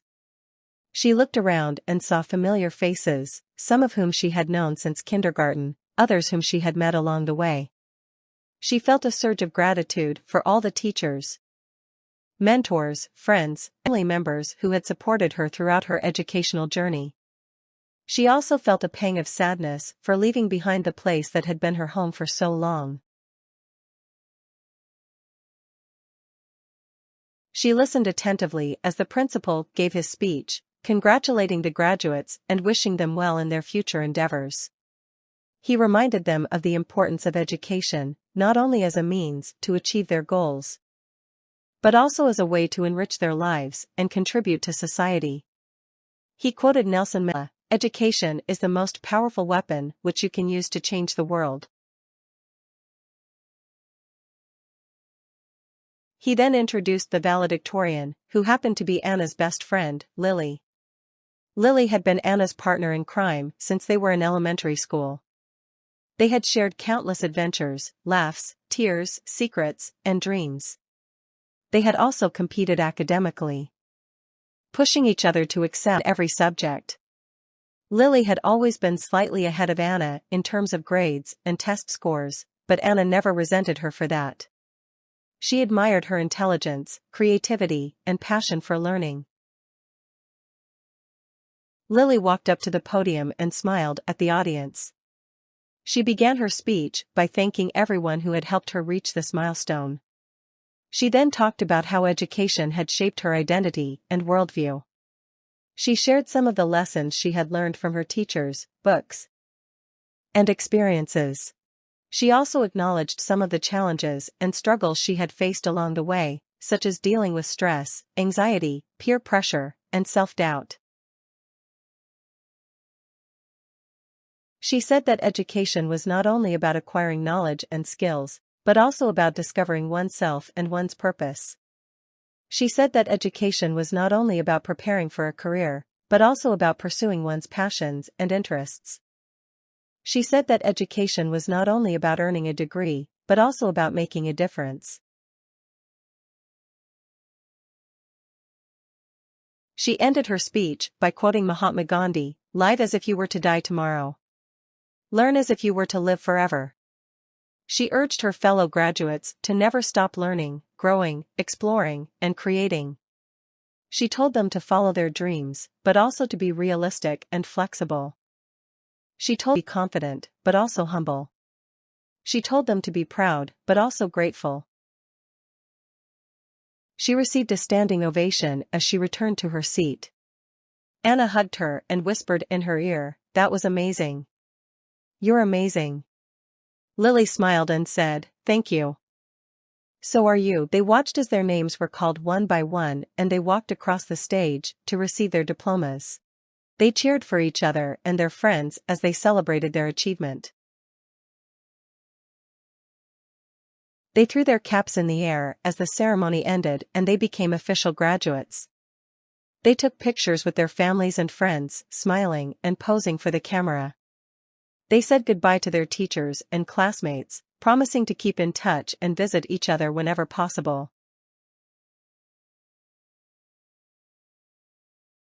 They packed their bags and got ready to leave for college. They hugged each other tightly and said, "I'll miss you so much." They looked at each other with tears in their eyes and said, "I love you." They boarded their buses and waved goodbye. They started their new journey.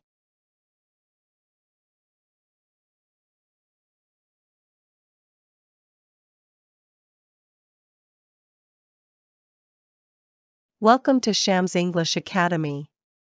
Please support us with subscribe, like, comment and sharing this video.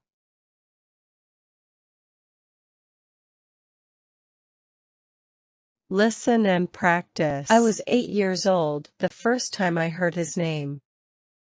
Shifting in the hard plastic seat, my wrists are shackled to a metal chain link at the center of the table, limiting my mobility.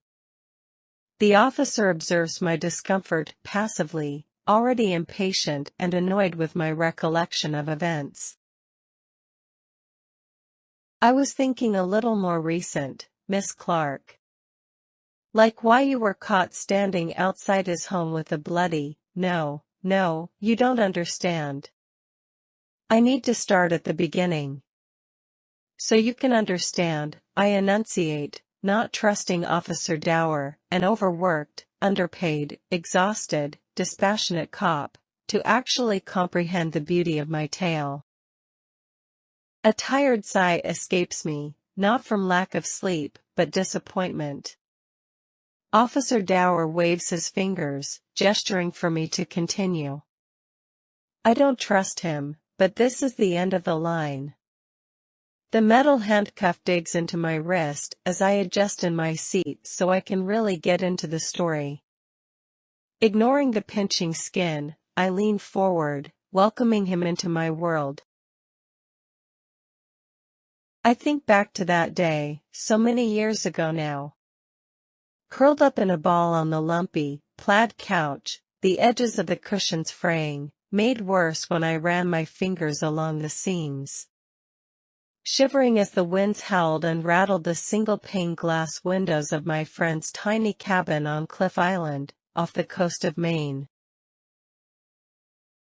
The day started bright and sunny, and like all the other kids who lived temporarily or year-round on the island, we spent every second playing in the ocean and cutting away debris through the woods like explorers and marauders. My best friend Ella had a neighbor, a boy who was older than us, maybe only a year or two, but at the time, the schism of our ages felt enormous. He was tall.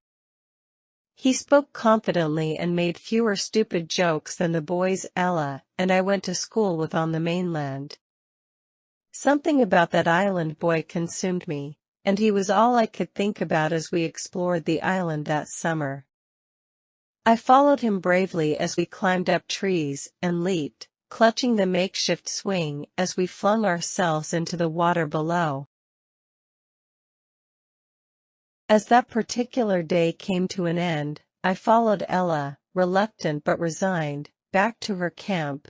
The first dewy drops of rain wet our shoulders, and the shadows cast amongst the trees expanded. A storm was coming, you could smell it in the air. By the time night fell, it was like a hurricane descended upon the island.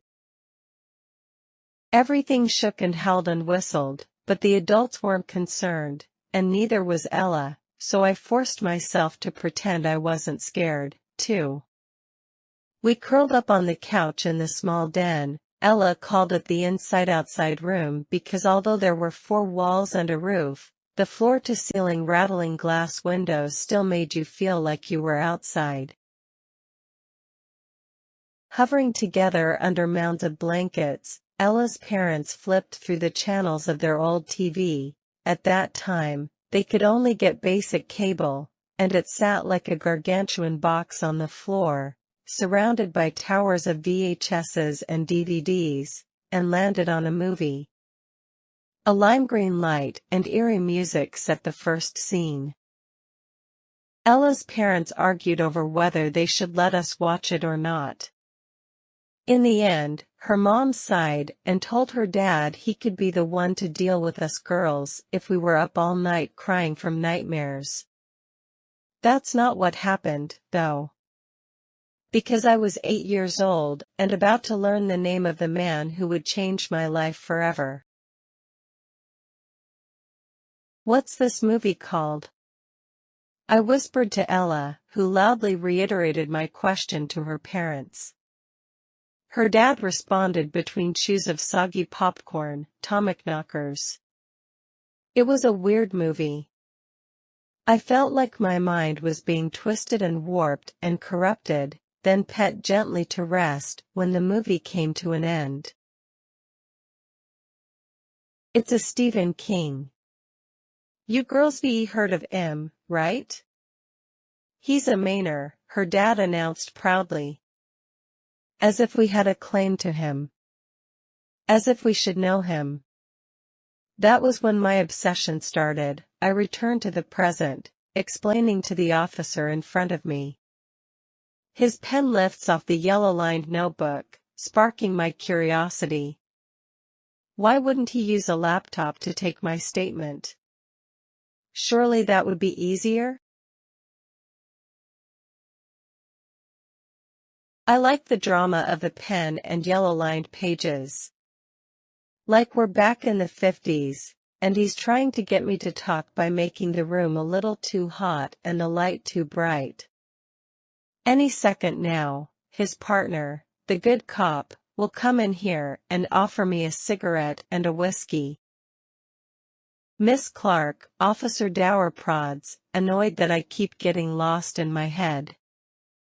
I didn't play with the other kids the next day. I didn't care about the tall, handsome boy next door. After the movie ended, I asked Ella's parents about Stephen King, and her mom casually explained, while folding musty old blankets and picking up remnants from our slumber party in the inside-outside room, that she had a few of his books lying around somewhere. I just had to dig around and find them. I tell the story like I'm writing it down, with nuance and interiority. You see, I tell the cop, or is he a detective? His plainclothes point to the latter, but he's the same man who caught me outside the tall, Gothic red mansion, handcuffing and stuffing me into the back of his cruiser. I spent that whole summer, hell, the entire next year reading The Dark Towers. I didn't understand half of what I was reading, needing a dictionary to help me translate nearly every line. But it was nothing like the books we were reading in school. I became obsessed. Dower reacts to this word. Obsessed. It's a trigger word, a small point against me, an indication that I wasn't quite right in the head. That led me to other authors, of course. Ray Bradbury, Frank Herbert, Clive Barker, Douglas Adams. Then, as I got older, it became Atwood and Nin, Vonnegut and Polinick and Bukowski. I lost myself in. A gruff throat clearing interrupts my train of thought, and I glance up, wide-eyed and mystified, suddenly immersed in all those unspent feelings of my youth, trapped in a miasma of misanthropy and bibliophilic lust. But Officer Dower and his graying, whiskery, late-shaven face is disinterested in my passions. He wants the crux of the story, the meat of it, the spoilers. He doesn't want the prose or tension. Just give it to me, his eyes scream. Just admit what you did. He would truly hate reading Tom Robbins. He releases a long, suffering sigh when the door creaks open behind him, and a second officer, this one clad in standard blues, enters the room, holding a clear plastic evidence bag. I wince when I see the contents. The new cop drops the bag unceremoniously on the table between Dower and me, then turns to leave. I look up, making eye contact with the camera in the corner of the room near the ceiling, the little red dot trained on me, recording my every move. They'll later use the footage as evidence of my guilt.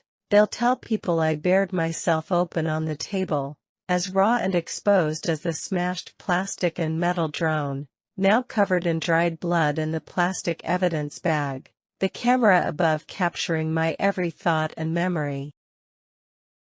My erratic behavior, the evidence bag, and a signed confession are all Dower wants from me, though, so I relax. He's only got 2 out of 3. Ignoring his impatience, I smile wistfully. That was when I began writing. I wrote and wrote and wrote. I took creative writing classes. I got a degree in English and communications. But I kept getting rejection letters. Over and over again. And then one day, I leaned forward, lowering my voice, pleased when Dower mimics my posture, finally intrigued. Then one day, I was in Brickton at a Walgreens, and who's up at the prescription counter but Stephen fucking King?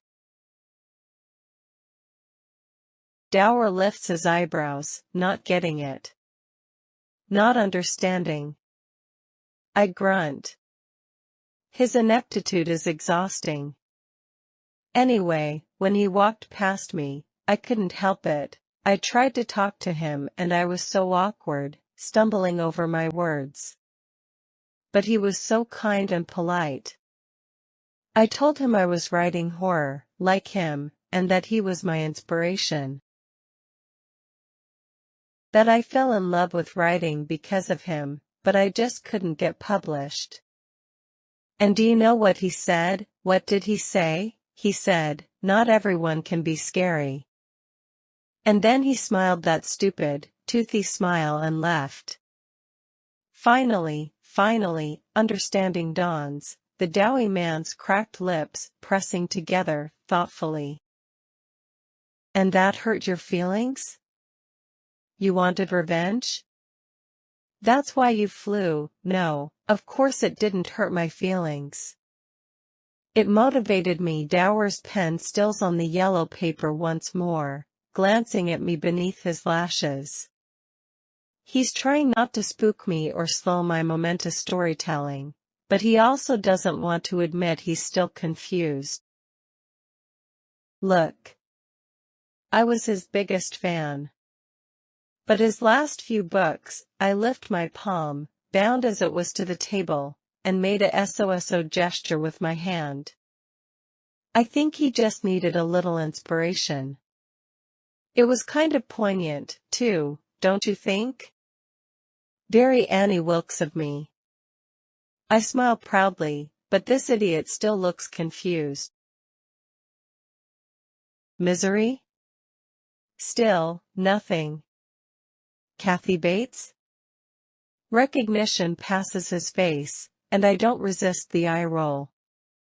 That's the one about the woman who's obsessed with the author, and she kidnaps him and makes him rewrite the story, right? Very good, Dower, even if you did get that from the movie.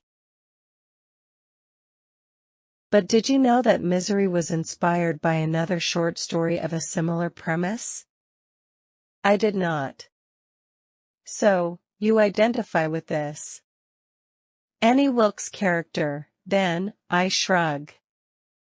Miss Clark, what I really want to know is, what happened when you arrived at Mr. King's Bangor home at 12:36 a.m. this morning?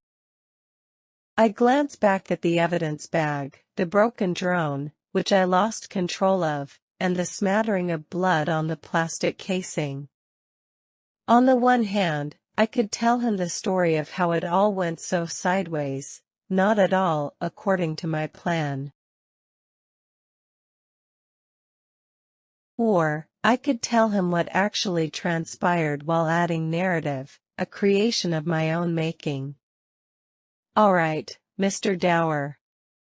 Here's the story of what happened last night when I arrived at Stephen King's mansion. If this video was useful for you, please support us with subscribe, like, comment, and share this video with your friends.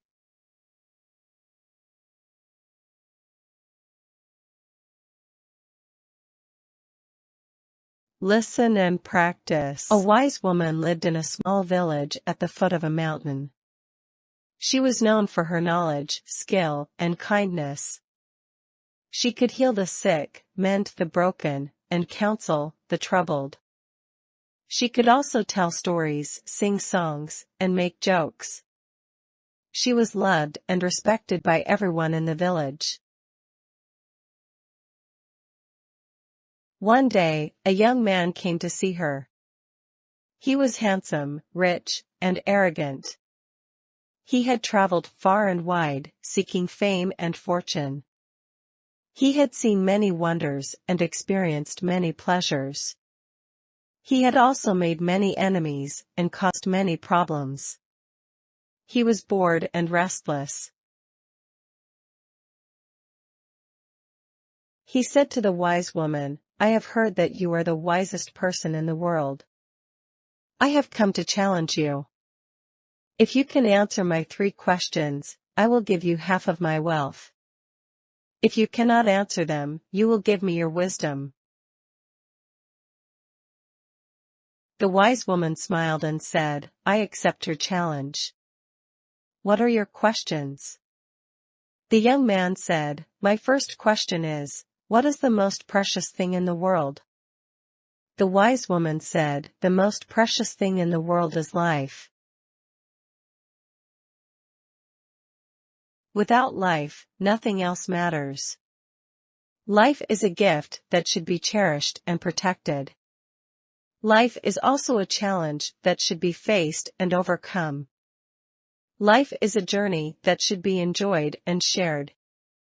The young man said, "That is a good answer, but not the one I was looking for. My second question is, what is the most powerful thing in the world?" The wise woman said, "The most powerful thing in the world is love. Love can heal the wounds, mend the hearts, and comfort the souls. Love can also inspire the minds, ignite the passions, and empower the wills. Love can overcome fear, hate, and greed. Love can create peace, harmony, and happiness." The young man said, "That is a better answer, but not the one I wanted. My third question is, what is the most beautiful thing in the world?"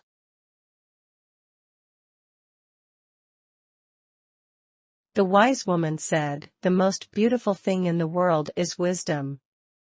Wisdom can illuminate the darkness, reveal the truth, and guide the way. Wisdom can also enrich the experience, deepen the understanding, and broaden the perspective. Wisdom can transcend the limits, transform the reality, and transcend the self.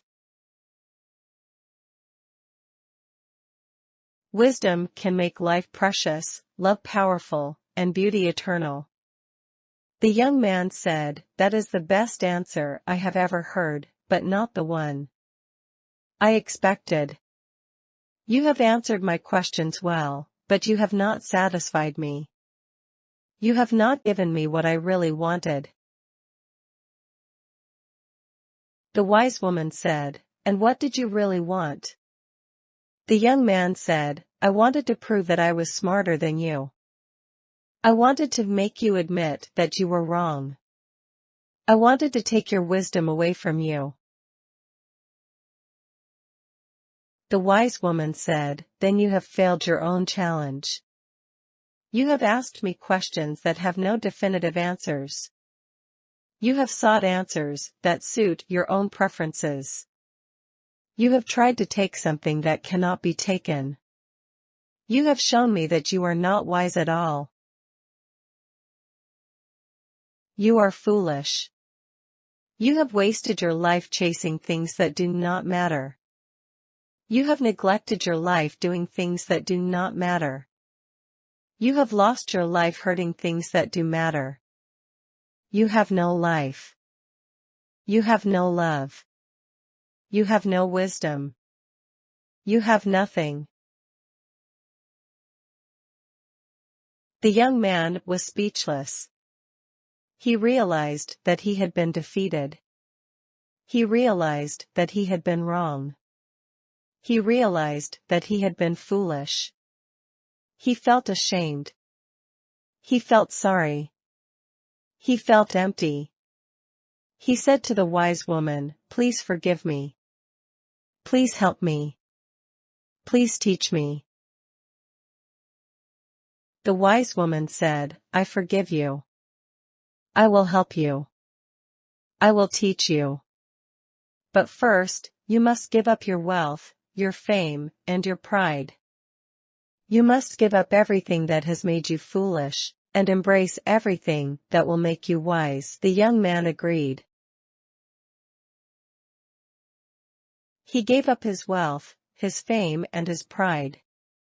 He gave up everything that had made him foolish and embraced everything that would make him wise. He became a student of the wise woman. He learned from her knowledge, her skill, and her kindness. He learned how to heal, how to mend, and how to counsel. He learned how to tell stories, how to sing songs, and how to make jokes. He learned how to cherish life, how to express love, and how to seek wisdom.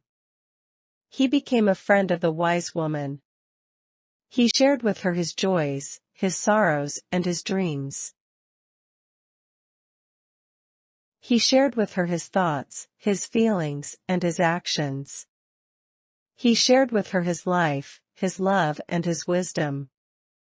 He became a wise man.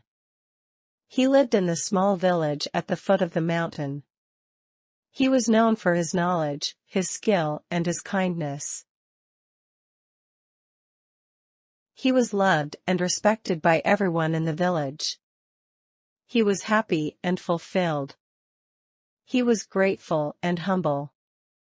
He was wise and beautiful.